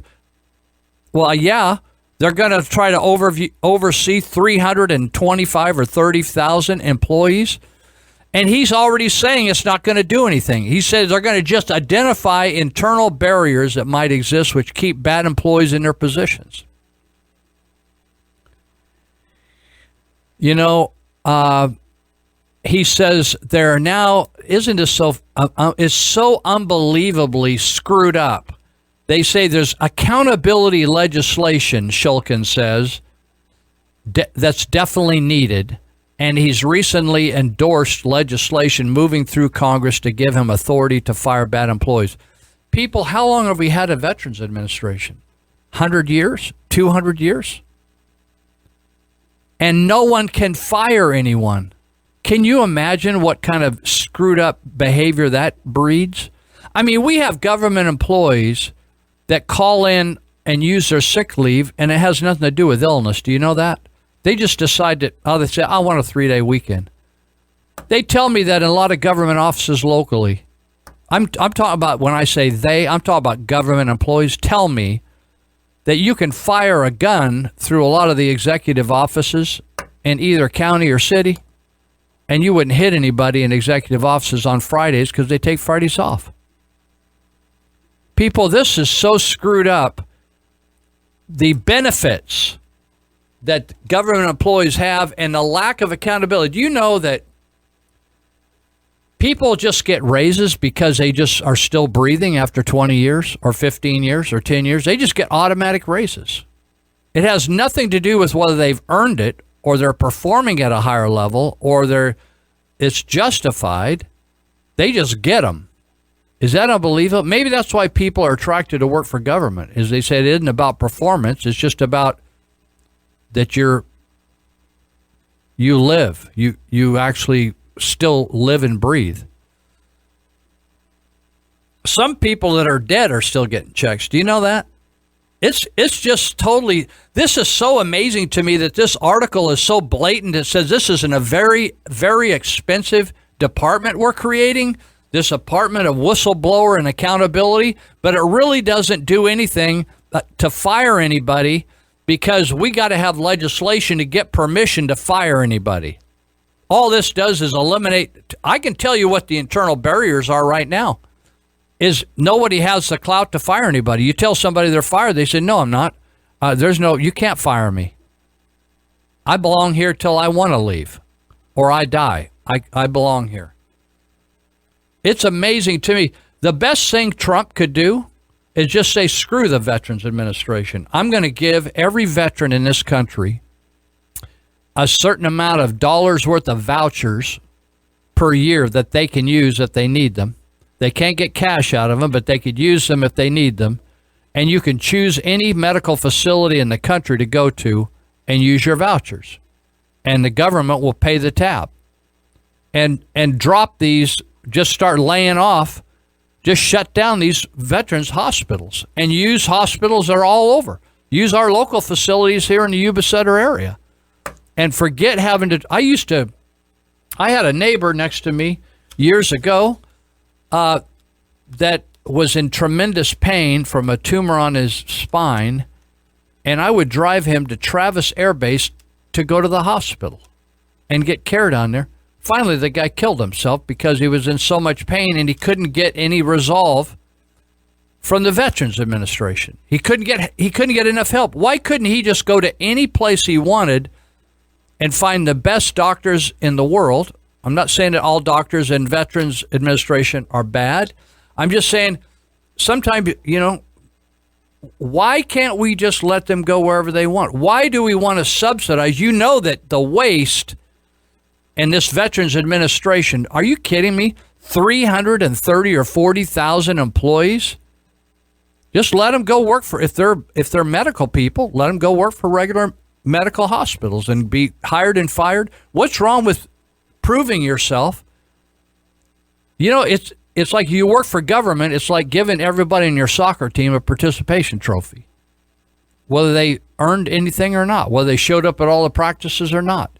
It's just like if you breathe and you can show up at work, we're going to give you a raise. We're going to give you a 15-year pin, a 20-year pin, a 30-year pin. Some of those people have been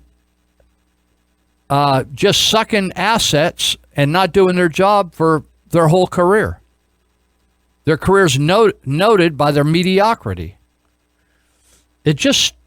So this whole concept of draining the swamp, some of these entire departments, the EPA, Environmental Protection Agency, the Department of Education. You know, the thing is, a lot of you that are young, you have no idea that this thing could operate much better without all these operations. These operations like the Department of Education, the EPA, a lot of these organizations didn't even start till the 70s. And this country flourished without them. It's a horrible situation. I want to talk a minute about the total hypocrisy of the Democrat machine, and including one of their poster girls, Maxine Waters from Southern California.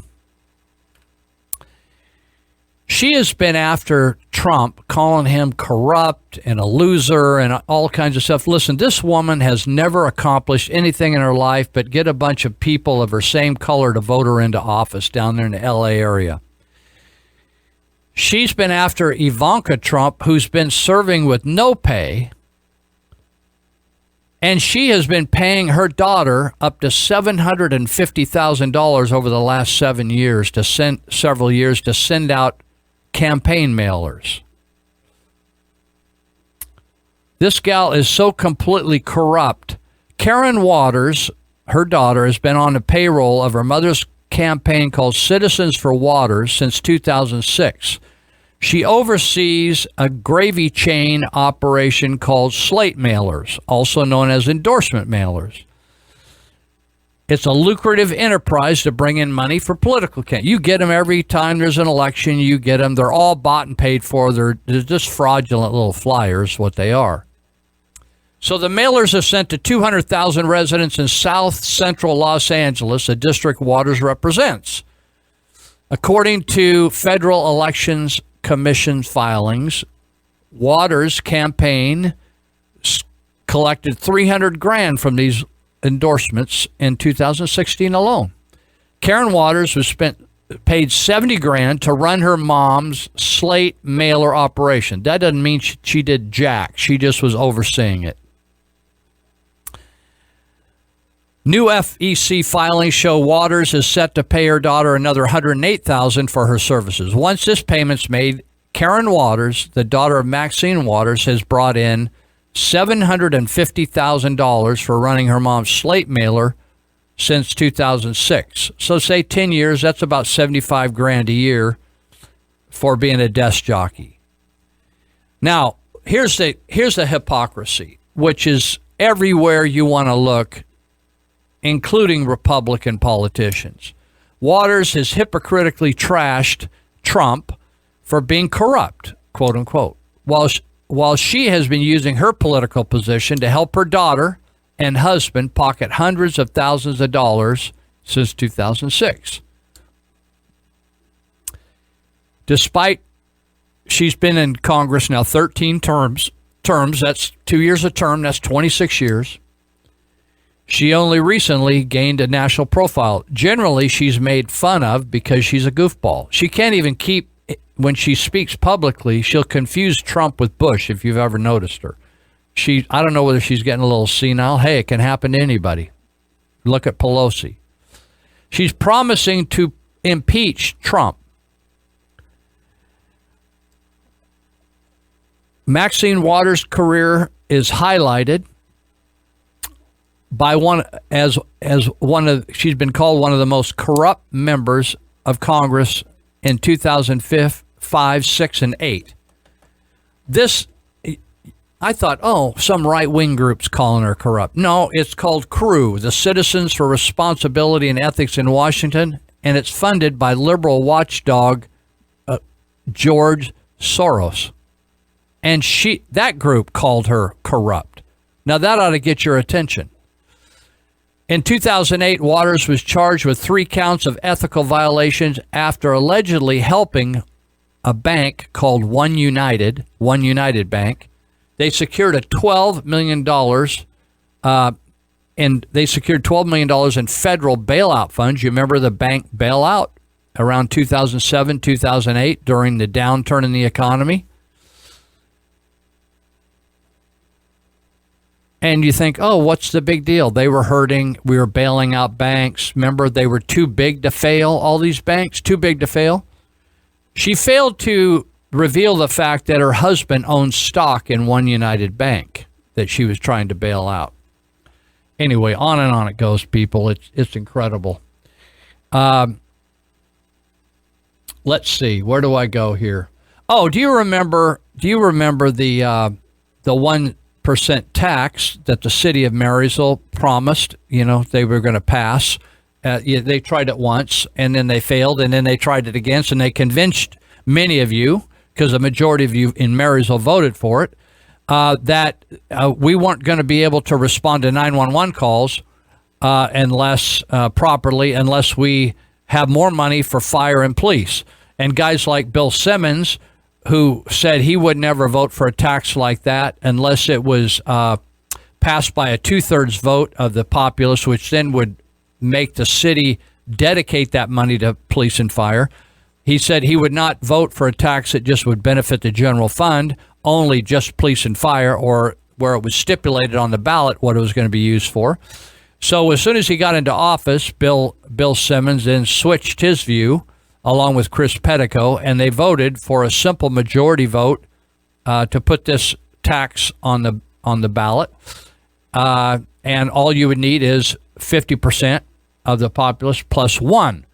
And then they could use although they promised, and they said there were going to be a citizen committee that would oversee all the expenditures of these extra tax dollars.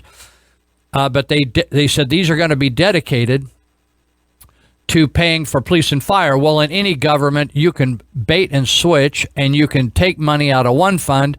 And for instance, the big problem was the payoff of the B Street Boondoggle bond of $17 million now that they have to pay over 25 years. So the first thing they did with the new tax money, the new tax revenue from the 1% tax coming in on all sales in Marysville and any cars bought by Marysville citizens anywhere in the world, is they raised all the wages of all the employees in the city. Now, I want to talk when we come back, and some before we leave, about what Oakland just did. Now, what Marysville did isn't a new idea, unique. It's not unique. It's very common. It's called bait and switch. And what they do is they create a fear tactic. They use a fear tactic and create fear among the population that if they don't vote for this, all hell is going to break loose in the city. And then they take the money and use it for something else. Now, Oakland just passed a soda tax, and their argument is the problem of obesity is so bad in Oakland that they wanted to tax sodas to try to get people to use less of them. Now, I was going to represent that they or suggest, if they had called me, to put everybody on the Maduro diet. You know what the Maduro diet is? Maduro.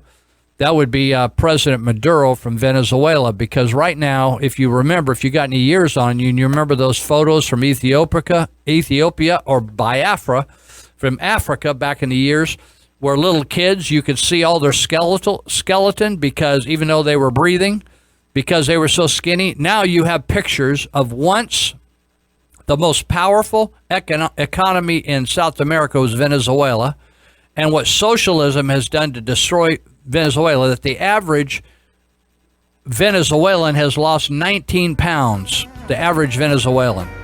We're going to come back, talk about the Maduro diet and also Oakland's soda tax in just a minute. Life. Every life. Every heartbeat. Began with a mom who willingly accepted a divine role, a thankless job,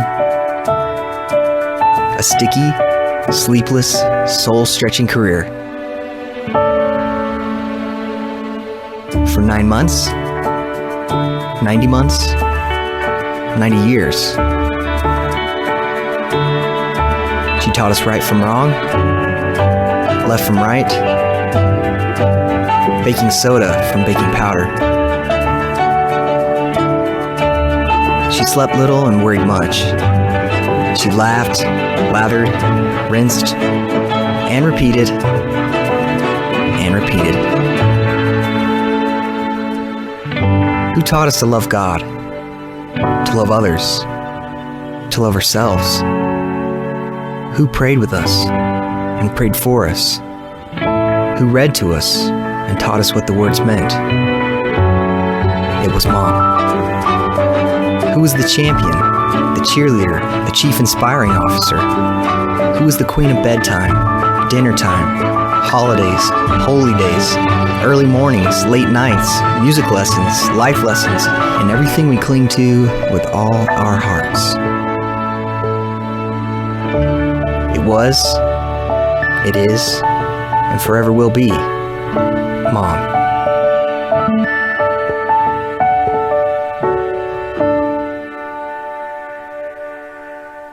Well, we were talking about politicians' skill at lying, at promising one thing, selling ideas to us, telling us one story, and once they get the votes, then as we're not paying attention, because we have busy lives, all of you have busy lives there, you're trying to keep people alive in your household, healthy, working, keeping them safe, keeping all the payments, and you're just trusting that those you elected to office are honorable, honest, have good judgment, and are making decisions that you would make if you were there. But it doesn't happen that way. While you were bathing your children, driving them to school, sorting out issues at the school, dealing with problems at the business, they were mismanaging the affairs that you paid them for. And in the city of Oakland, they have copied the city of Marysville. It isn't that they took our example. This is what politicians do. And they said, we have a terrible problem here in Oakland, and it's an obesity problem. You remember when Mary Jane Griego and John Nicoletti, both who fight that problem, began to say to all the others in the county, you need to straighten out your weight, yet they just kept buying bigger chairs to sit behind that dais there at the county. Instead of losing weight themselves, they said, well, maybe we better limit the number of fast food restaurants in town. Maybe isn't that typical of government? Instead of letting people manage their own lives, they want to somehow social engineer the city or the county. And so I was going to recommend that maybe Mary Jane and John Nicoletti go on the Maduro diet, which is the diet of socialism. Please, everybody that thinks socialism or government running everything is a great idea should study what is going on in Venezuela, one of the biggest oil producers in the world. The government has taken over farming, and now people are ravaging in dumpsters, killing the zoo animals, hijacking food trucks, and basically ripping each other off to try to survive. The average loss in weight, I'm talking to you about the average loss in weight in the entire country is like 19 pounds. Now, most Americans could stand to lose 19 pounds and you wouldn't even notice it. In fact, they'd get compliments all around. But the average Venezuelan is looking pretty funky losing 19 pounds. But in the city of Oakland, what they did was they got the citizens to pass a soda tax, just like they did next door in Berkeley. They wanted a dedicated revenue stream to combat the big money marketing. You know, those terrible people that sell sodas. They think big money corporations in America are worse than the communists. But that they push soda and sports drinks. So they passed it. And you know what happened? The money, of course, went into the general fund. And while they weren't paying attention, they said, well, we're really in debt here. Why would the government be in debt? That's because they spent money for stuff we didn't want or didn't care about and didn't need. Or they spent money for people that didn't work very hard and they didn't get much done. Mayor Libby Schaaf, that's a great name for a mayor, Schaaf, says Oakland is facing a $32 million budget shortfall. She wants to help fill that gap by diverting $6 million of soda tax. Sounds like Marysville. Many people are upset because city leaders promised voters the money would be used for health programs. Government always loves to say, we're going to educate everybody, right? We're going to educate and we're going to help people. I guess maybe they'd come into your kitchen and help you learn how to cook a vegetarian meal or something. The mayor is now saying that the soda tax money will be going to budget items including libraries, parks, fixing potholes, and affordable housing. Nothing to do there with obesity. They just put fat people in all those places, libraries, parks. Maybe you could put a fat person in a pothole and fill it.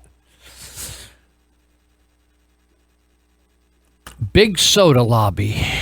We're going to fight the big soda lobby and we're going to fight obesity. But in the end, what we did is we just got another cash stream to put in the trough of government to slop out of. Well, it's just another ripoff, people. Why would people continue to vote for these items on the ballot that they want money? Where do you think they get the money? It's unbelievable. I don't want to let this go to last, although I got a lot of cool stuff to talk about. I want to talk to you about a guy named George Wallace. If you're young, you won't know this guy. George Corley Wallace. He was the four-time governor of Alabama back when I was a youngster going to high school and college. He continually ran for president. He ran 3 different times for president. And he was a 4-time governor, as I mentioned. He was a proponent of the logic that powers today's sanctuary city movement. Now, maybe you think, if you're younger, you think, this thing of saying to the federal government, we're not going to enforce your federal laws. We're not going to cooperate with people that work for the federal government and law enforcement. We're not going to cooperate with them. And we're going to let criminals run free if they're just criminals according to you. And so you think, where did this concept come from? Well, it's not a new concept. It's actually an old Democrat approach, and it was used during the time of racism and from the slavery movement. It's been used for years to hide criminals in our cities. And to do things that we didn't want to cooperate, do things different than what the federal government said. So let me tell you about George Wallace, because he's the poster boy for the sanctuary city movement. He's a racist. He's dead now, but he's a racist. And he was a big Democrat leader. The whole thing is that these conservatives are always the racists, but it's just the opposite. First elected to governor in 1963, Wallace shared the belief of today's sanctuary supporters that states, counties, and cities ought to be able to pick and choose which federal laws they would obey. In other words, you go into a buffet, you don't eat everything in the buffet, you just pick and choose your favorite stuff and say, I don't want any of that, right? So little kids head right to the dessert table, right? So Wallace was a proponent of this pick and choose. Like many prominent Democrats in the South at the time, he was a racist. He was not he wasn't a closet racist. He was right out front, in your face racist. And his objection was not to immigration laws, but to the civil rights laws that Republicans were passing. Did you know that the conservatives passed the civil rights laws, not the Democrats? The principle, however, on his picking and choosing civil rights laws, comparable to today's Democrats of picking and choosing which immigration laws they want to enforce, is exactly the same. In his inaugural speech, Wallace said,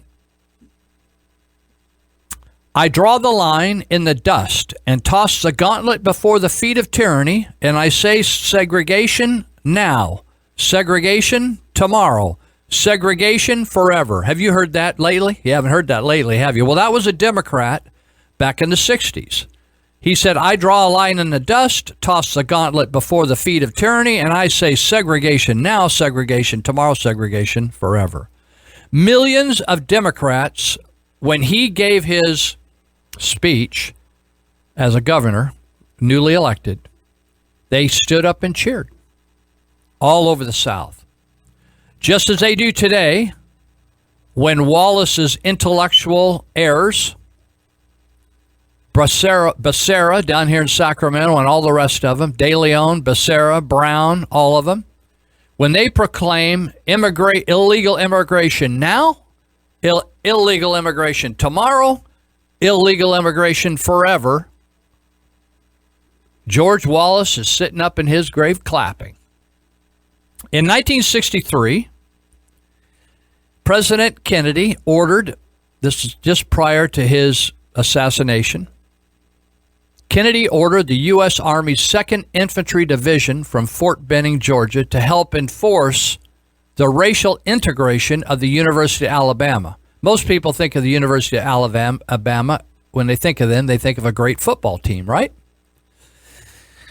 But back then, it was all about racism. It was a white school. And President Kennedy sent the infantry down there to enforce integration on that campus in Tuscaloosa. In an attempt to halt the enrollment of 2 black students who were the ones that were going to test this integration issue, Wallace himself stood in front of the main entry doors to the university on June 11, 1963, to block their access. Millions of Democrats, people like the Clinton types down there, supported Wallace's actions just as they do today when his philosophy is purported, stands in front of the entrance doors of jails across the country to prevent violent criminal aliens from being turned over to ICE, the Immigration and Customs Enforcement agency for the United States government. Democrats, the same Democrats that stood against integration and celebrated Wallace's bullish segregation philosophy, are the same Democrats that now do not want to obey federal law regarding, we're talking about illegal aliens. We're not talking about immigrants. We're talking about illegals in this country who not only committed a crime coming here, but many have committed crimes after coming here. Wallace was following other people's footsteps. He was not the first. The other racist Democrats included Arkansas. You remember the Clintons were from Arkansas. Arkansas Governor Orville Faubus, F-A-U-B-U-S, famous racist Democrat. In September 1957, Faubus became the symbol of Democrat racism when he used the Arkansas National Guard to block the enrollment of 9 black students who had been ordered by a federal judge to desegregate Little Rock's Central High School. President Eisenhower, Dwight Eisenhower at the time, finally ordered federal troops. Eisenhower was a Republican. He ordered federal troops to Little Rock, Arkansas, to ensure the judge's order was obeyed and to protect the students. We're talking about high school kids, people. We had to send, the Democrats were so racist, a Republican president had to send a National Guard unit to protect these high school students that were going to try to attend school. Is that amazing or what? Millions of Democrats were thrilled by Orville Phobos' actions, just as they are today when Phobos's descendants, essentially political descendants, like Becerra and Lara and De Leon and Governor Brown do the same exact thing in using local police and sheriffs to block enforcement of immigration laws. Both Phobos and Wallace were followed in the footsteps of yet another racist Democrat. They were following the footsteps of General Nathan Bedford Forrest. Do you recognize him? Nathan Bedford Forrest. You should remember him. He founded the Ku Klux Klan. Now, most people think that's some conservative group. Actually, it's just the opposite. Nathan Forrest hated Republicans and hated blacks that were getting politically active. And they were getting active through the Republican Party because they were getting elected to positions as Republicans. And so he created this terrorist group, domestic terrorist group called the Ku Klux Klan. And it was a means to fight Republicans, specifically President Andrew Johnson's attempt to have all federal laws, including the 13th, 14th, and 15th Amendments to the Constitution, enforced throughout the country. Because down there, even though it was a law, they weren't enforcing them. And it took other Republican legislation to force the enforcement. Isn't that amazing? You have laws that people won't enforce, just like is happening here in California and other states. Just like today's sanctuary proponents, the Klan, the Ku Klux Klan, wanted to be able to decide for themselves which laws they were willing to obey. In other words, just because legislators passed a law didn't mean jack. In other words, they said, hey, this is the way business is done down here in the South. That's why when white kids went down there to fight for the civil rights movement, they found themselves murdered and buried in a swamp because they thought there ain't nothing wrong with murdering if it supports racism and segregation of people we don't consider real people, like black people. It's the same philosophy that's going on right here with this buffet type of law-abiding. You go into a buffet, you say, I don't want that, I'm going to take that. Well, yeah, I'll pick that, but we aren't going to do any of that over there. That's what this is obedience to the law as I see it. So the point here is that most Democrats are racist. Sorry, let me say that a different way. The point here is that most Democrats or all Democrats aren't necessarily racist, but the prominent Democrats in history have always been racist. The point is that these Democrat racists used as a justification exactly, word for word, what the same logic is for their spiritual errors in justifying sanctuary cities. It's interesting how people say, well, you know, when you bring up like Muslim terrorists, right? They say, well, all terrorists or all Muslims aren't terrorists, right? They'll use that argument. All Muslims aren't terrorists. That's fine. But when you look at who is a terrorist, they happen to be Muslims. When you say, well, all Democrats aren't racist. Yeah, I know. I think my mom was a Democrat. She wasn't a racist. My dad was a Republican. She wasn't a racist. But the fact is, you find that the amazing racists throughout history have all been Democrats. At its heart, this, if you watch what the sanctuary city or county or state philosophy says is simply this. If there's a federal law we don't like, we ought to be able to ignore it with impunity. In other words, no negative impacts. That's what that means, Oliver. Impunity. No negative after effects.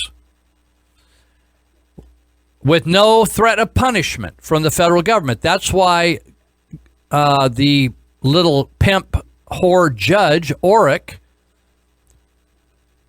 who had donated raised and donated $230,000 to the Obama campaign, could claim impartiality by saying that what Trump wants to do, say, hey, if you don't want to obey the law, we're not going to fund your law enforcement with federal dollars. They don't want any they want impunity. They don't want to be punished, right? Punish.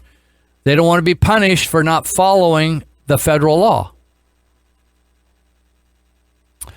This actually is a doctrine. Do you know that in law? It's called the nullification doctrine. The ability to nullify or to ignore laws or cause them to have no effect if they aren't to our pleasing.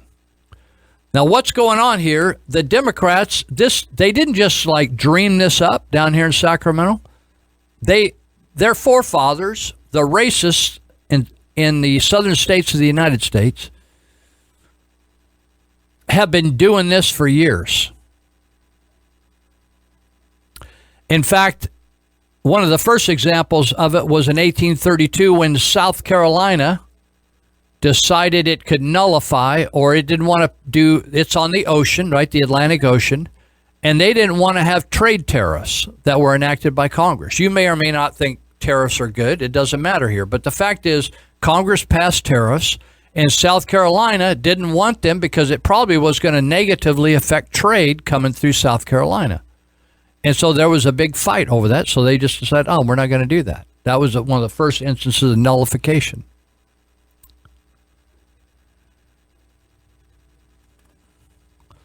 So that's what we got here. So what we have today is the same thing by the same type of Democrat philosophy, ignoring federal law that's protecting us, right? And thinking they're doing some righteous act. And they don't want to have any impact. In other words, they want federal dollars, but they don't want to obey the federal laws that go along with those dollars, where the federal government is responsible. In other words, the founding fathers established the federal government to protect our borders, and that's what they're trying to do. So we'll be back. I think we're coming up to a break. Are we coming up close to a break? So we're going to go to a break, and we'll be right back for the last 30 minutes. Can you believe what the Democrat politicians are doing to you? I'm Randy Thomason with your SaveCalifornia.com Minute. Here are 5 bad bills the Democrats are pushing in Sacramento. SB 179 mandates a catch-all third gender called non-binary to go on driver's licenses. AB 569 forces churches and religious schools to support fornication and abortion. SB 219 requires care facilities to embrace sexual anarchy on their own property. SB 309 creates a pro-abortion license plate to generate more money to kill preborn babies. SB 320 forces CSU and UC campuses to kill preborn babies via chemical abortions. See what you can do at SaveCalifornia.com, fighting the good fight for your values in California. So what's next in America's self-proclaimed sanctuary cities? The Trump administration is reacting with fury against federal judge William Orrick's ruling that struck down its executive order targeting those cities. Today, White House Press Secretary Sean Spicer said the ruling was not simply wrong, but dangerous. He said, quote, San Francisco and cities like it are putting the well-being of criminal aliens before the safety of our citizens, and those city officials who authored these policies have the blood of dead Americans on their hands. Spicer also called the ruling a gift to drug cartels and street gangs. Well, let's stop thinking about the ruling in a vacuum, though, and think about the precedent for judicial power that it sets. Anytime President Trump tries to implement a policy, his enemies are getting a lone district court judge to block it nationwide. It's not a hard thing to do, actually. There are more than 650 district court judges in the U.S., and finding a liberal one who's going to rule the way you want isn't hard at all. Now, these rulings may be reversed by a higher court, but they slow down the process to the speed of your local DMV. The standard we're setting is that any lone federal judge can block any national policy he wants for months or even years simply by dressing up ideological disagreement as judicial ruling. There are many implications of this, and they're all bad. The potential for abuse is huge, and it goes both ways. What if a conservative judge halted funding for, I don't know, Planned Parenthood, or placed an immediate injunction on every existing gun regulation? You might like that, I might too, but you can see why it's a road you don't want to go down. The possible excesses are almost limitless, and in the end, nobody wins. The least accountable branch of our government becomes the most powerful, the judicial branch, and various cities and states can nullify virtually any federal law they don't like, effectively becoming their own countries. There's a word for that. It's called civil war. My name is Greg Hamilton. I've been at Folsom State Prison, which is where we are today, for 32 years. It's not the prison that it was when I arrived here in the 80s. So it was a very dangerous place to be.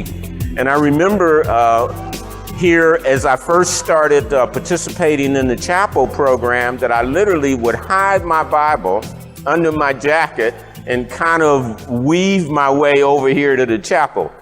Because going to church at that time was considered weak. Now, today, our congregation is nearly 600 people.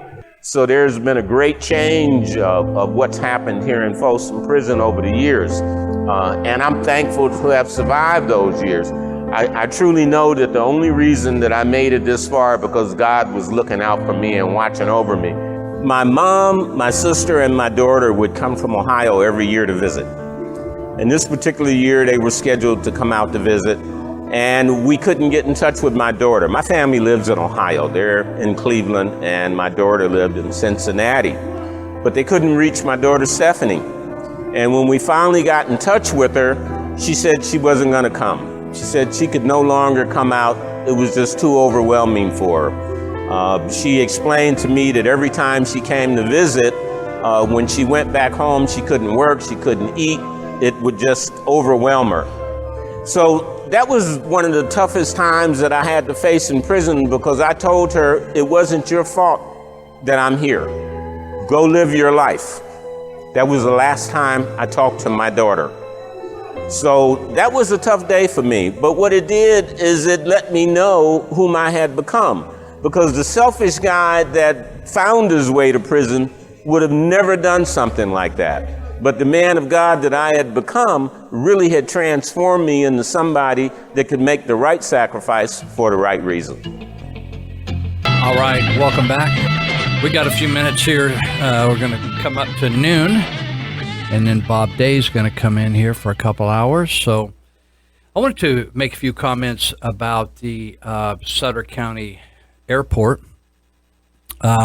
I wrote an article, a couple weeks ago about the Sutter County Airport because a situation arose with the Twin Cities Rod and Gun Club. If you've been around here, they've been around here since seemed like the 50s, where a lot of their work, I came in contact when I was a youngster. My dad took me there to learn how to handle a gun safely. So they do a lot of gun safety stuff, and then they also teach you how to get a license to carry a concealed weapon, and so they have a shooting range down on 2nd Street in Yuba City along the levee there, and near the ball fields, some Little League ball fields, and they've had a shooting range down there for years. In fact, I used to think it was the same range as the Sutter County Sheriff's range next to the Sheriff's Training Center down there, kind of a hall where you can, there's dinners down there sometimes, but so along the airport in Sutter County, there's been this a lot of different activities there.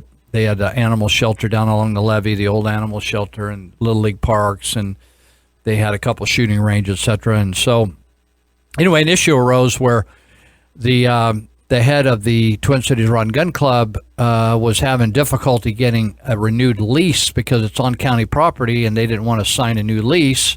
They used to have 5-year leases, then it went down to 3 years, and then or 2 years, and then they were trying to get a 1-year lease, and then they said, we better just go month to month. And there seemed to be a lack of information on behalf of the club of knowing why, and so I wrote an article about it, and then. It's kind of like where you ever had a piece of clothing and you have a little piece of string or yarn and you try to pull it loose and it unravels. And so this situation with the shooting range for Twin Cities Rod and Gun Club, they've been there for many decades, and they thought, gee, why are we having to leave? And so in a supervisors meeting, in response to a public session presentation by Gary Kim, who is the president of Rod and Gun Club, Jim Whitaker, the supervisor, made a comment. In other words, in these public sessions where it's not on the agenda, you don't even have to. You can make a presentation, but they don't have to comment or address it. But Jim Whitaker chose to respond and say that the problem you're having with your tenancy down there at the on 2nd Street is not with the supervisors. In other words, we're for you, but the FAA is the problem. But he didn't go any farther with that. And so I don't know whether you've ever thought of talking to the FAA. It's probably like trying to get somebody, the right person on the line with the IRS if you had a really weird problem. It's pretty difficult.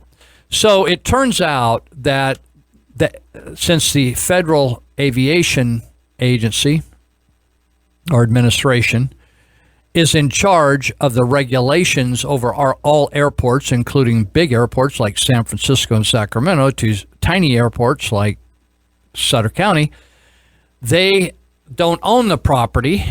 The county does, in this case, but they choose and enforce the regulations that will have to be adhered to on the airport. So that means when you submit, you have to submit for permits, just like you have to do anything else. If you want to get a building permit or whatever you want to do in our society, you have to get permission from the government, and that's kept on record. So in 1947, the Sutter County Airport submitted a plot plan of what the future would look like of an airport over however long history lasts, right? The future. And so they picked out, I think, 170 acres or so, and it was just a big field, and they created a strip and a starting of an airport.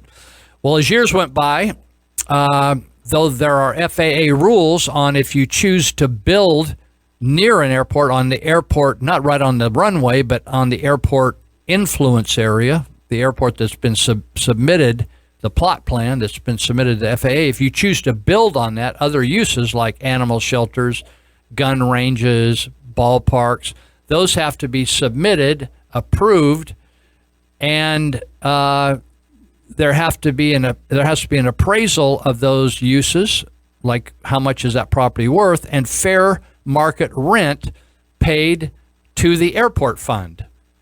In other words, if you're going to set that, if it's going to be an FAA regulated deal, you've got to follow FAA regulations, and those uses have to pay a fair market value rent to the airport fund. So in the county of Sutter, when you pay your taxes, it goes into a general fund, and then it's dispersed from there.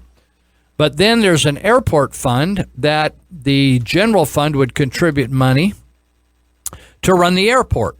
And then hopefully there would be money coming in from the airport, from people that use the airport, and hopefully it wouldn't cost taxpayers a lot of money. Well, over the years, the airport fund, they kept having to subsidize the airport fund to the extent to which several years ago, the supervisors said, maybe we better get rid of the airport because it's costing a lot of money and there's not much use out there, and we don't really have a vision for the airport. We're really not in the airport business, but we inherited this airport over the decades, so let's get rid of it. Well, then the pilots that were using the airport said, wait a minute. Let us run the airport, and we'll run it with our own money. So they created the Sutter Buttes Regional Aviation Association, or SABRA. And so they took over the airport,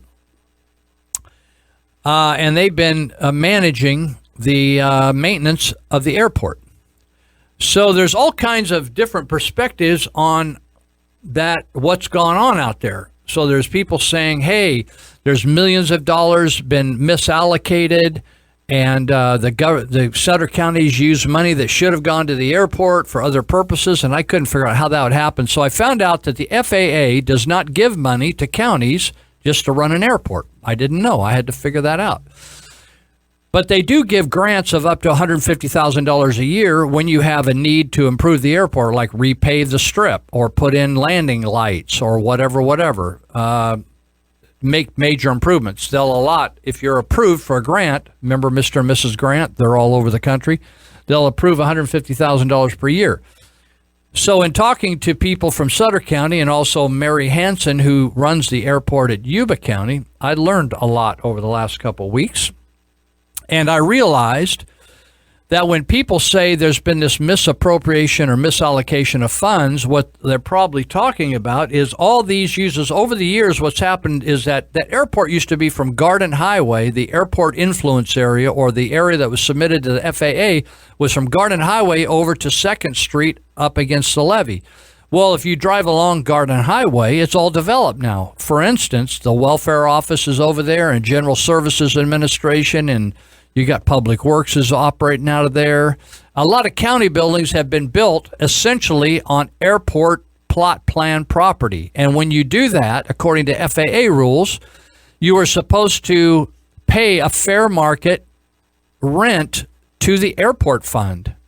If that had been done, there would have been always plenty of money in the airport fund. But for some reason, which is yet undetermined, on what reason that was, because the current supervisors inherited whatever was being done as policies and procedures from the previous folks, and the current CAO, the administrator of the county, just came on board a few months ago, and the current county council just came on board within the last couple of years. So this has been going on literally probably since the 50s, where money should have been assessed, whatever uses were on airport influence areas, right?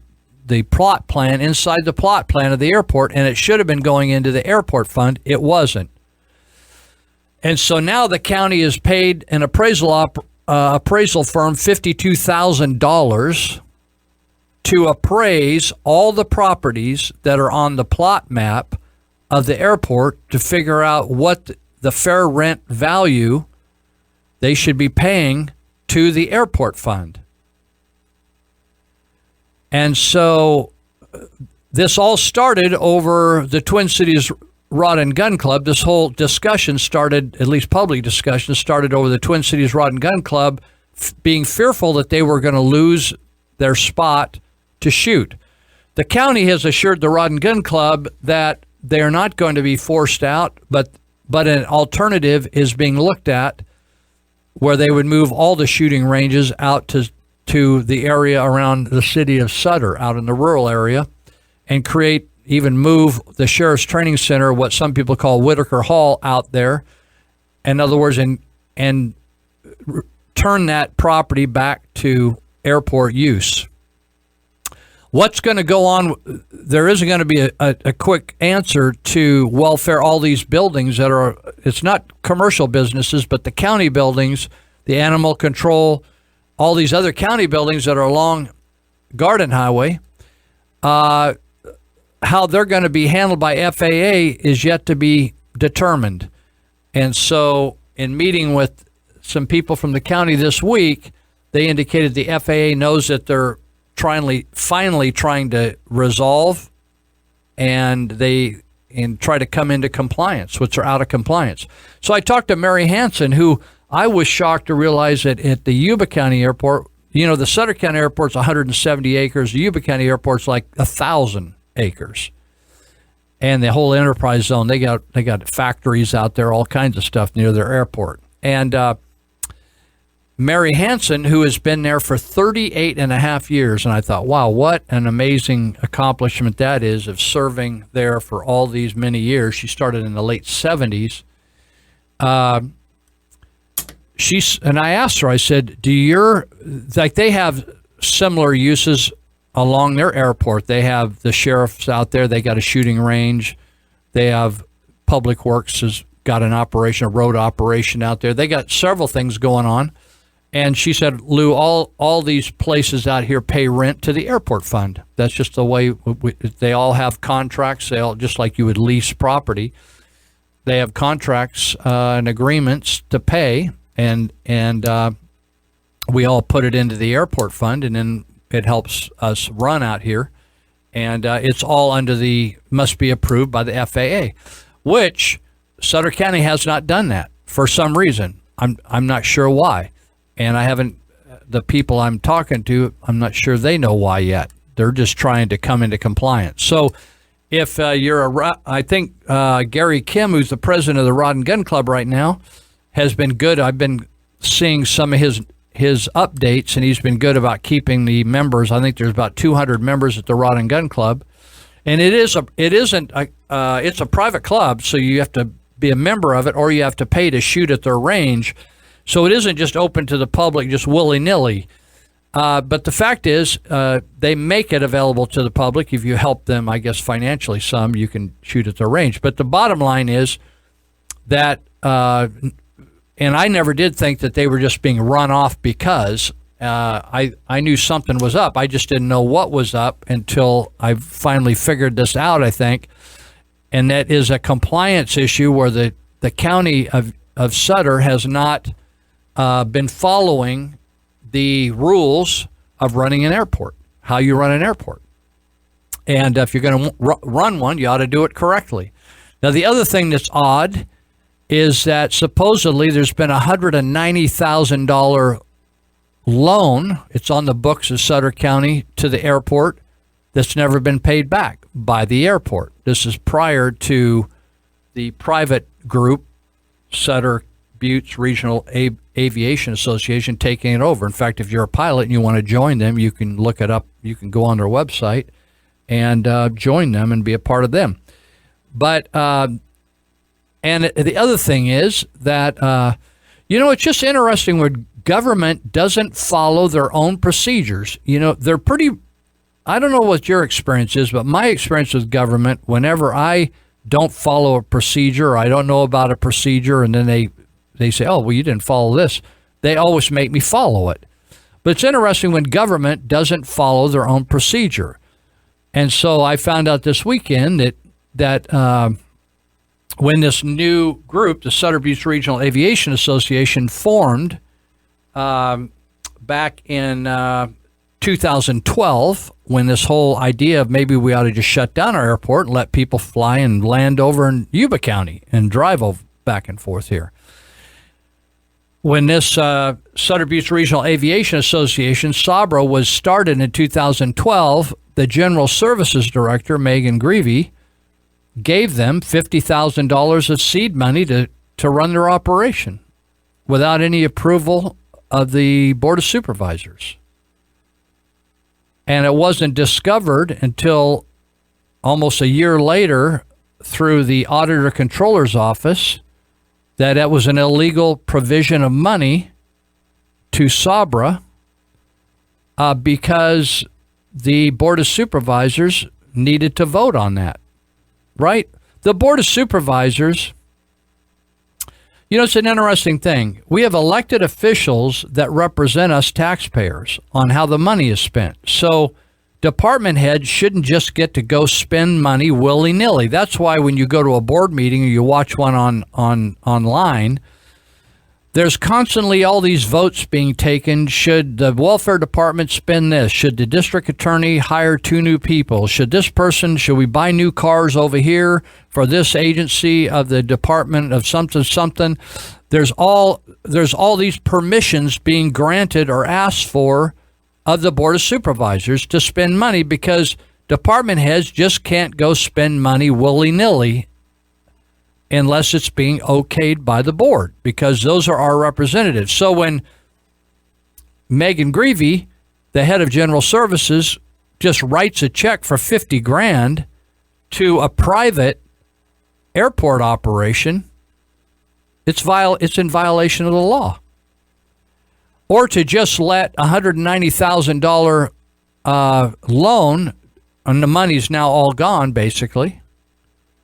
You can't just stay on the books as a liability if no one's paying it back. It either has to be written off, forgiven, or money needs to come back to take care of that on the books. Anybody's taken accounting, I mean, I'm no specialist, but I took 2 years of accounting in college. I get it. I get this. And so you just can't leave these loose ends out there as a manager of a government or a business. I mean, if it's a small business, you want to operate off the dashboard of your car, no big deal. But if you got to account for it to the IRS, I don't know whether you've ever gone. I went through one time a full business audit on Russell and Bowles Painting. I was the accountant or the bookkeeper, and we kept good books, and we obeyed the law, and we didn't owe them a nickel at the end of the full-blown audit. I mean, a full-blown audit where they were there days. They were there days looking at everything. And so the government should use the latest government-approved practices of bookkeeping, double-entry bookkeeping, and they aren't following their own rules. So you can't have a department head just deciding to give a private entity $50,000 as seed money and not approve of the Board of Supervisors. So afterward, when it was declared by the auditor controller that, hey, we got $50,000 a department head just gave to this private group, this aviation group, so you guys want to approve that, or do we have an issue here? And the board just went ahead and approved something, hindsight, 14 months before. Pretty interesting, huh? So what the county council has been working on, and what I was told by a former supervisor this weekend, is that the county council they currently have had some unique knowledge in her experience of being in her previous legal work of working with the FAA, and knew or spotted the fact that Sutter County is out of compliance. And if the rents, everybody's guesstimating, some people have said hundreds of millions of dollars have been misspent. Well, essentially what they're meaning by that is that these county entities that have been located on the FAA area should have been paying rents to the Airport Association, the airport fund, not this private group, but the county airport fund, to be used for the airport if they're going to locate there. Or they should have gone and bought property elsewhere. And those monies have been just spent by the county for just running the county of Sutter. That isn't a problem in Yuba County. They got that dialed in over there. They got a different operation. So pretty interesting stuff. And they're hoping, what they tell me at Sutter County is they met with the FAA, a team of people from the FAA, their representatives in San Francisco, and they've approved of their way to try to remedy the situation, but whether or not they're going to have to pay millions of dollars in back rent into the airport fund remains to be seen, or whether they're going to do a little wink and forgive them for this. I want to. Have you ever had the IRS forgive you for anything? I seem to have problems with the IRS. They always are asking me for more information, more documents. And I don't hardly make any money at all, but they're always wanting stuff from me and want me to be real exact on everything. Do you notice that with the IRS? I always find it fascinating I remember when I was getting approval for a big building project, a 2-story building, we were doing a 20,000 foot expansion at Glad Tidings, and I was just getting ready to pay the fees, and they came out and said, "Oh, we forgot to tell you something." And I said, "Oh, what would that be?" They said, well, we need to charge you this assessment fee, this additional thousands of dollars for this negative impact you're going to have by adding 20,000 feet to your campus, the negative impact you're going to have on police and fire. I said, well, first of all, I don't think we're going to have a negative impact. We actually help police and fire. But that being said, you didn't tell me about that, and we agreed to this amount. They said, well, our bad, but you need to pay it. So you know what the end of the matter was, don't you? I had to pay that on behalf of the church. We had to pay thousands of dollars more, not inspection fees, not for submission of building plans, but they're called impact fees, are negative impact on police and fire for having a church education building. And even though they didn't do due diligence at Sutter County to forewarn me about that, because it's in the code, I had to follow the law. You know what I'm telling you, don't you? But when it happens to government, they are sort of forgiving. I just noticed that Harold Kruger in the Appeal Democrat wrote an article talking about the $288,000 fine that Broke Marysville now has to pay because their public works director didn't, and Walter Munchheimer, who's supposed to be in charge over there, didn't file 12 quarterly reports to the Department of Water Resources, and they fined him $3 million, and they negotiated down to $288,000. Right? I thought, oh, wouldn't I be so lucky to have a $3 million fine to negotiate it down to $288,000? It's nice to know the right people, right? So that's that. So if you're wondering, I think there's good tidings, as they say in the Bible, regarding the shooting. People like to shoot. They're probably going to end up with a nice facility somewhere out in the country, maybe towards the Buttes, and everybody be happy out there. But what happens around the Sutter County Airport is going to be interesting. So anyway, that's that. Okay, we're down to, I guess we about have a minute. So anyway, what else can you do? Listen, go to the state. I didn't take time to look up the state of Jefferson stuff. Darn it, forgot all about it. I just can't find it now. Just Google state of Jefferson, and here's one called newstateccr.org. Newstateccr.org. That will lead you to different sites. Go and donate $100 or so, and let's get this thing done, and let's make a new state called the state of Jefferson. I would love to live to see the day of being involved in a new state. Bob Day, he's here today. There he is, right through the glass. The authentic Bob Day. And he's got a partner in crime, too. They got those bug-eyed sunglasses they in case it gets too bright in here, right? If Bob starts to glow, then they got to drop the sunglasses. All right. See you next week.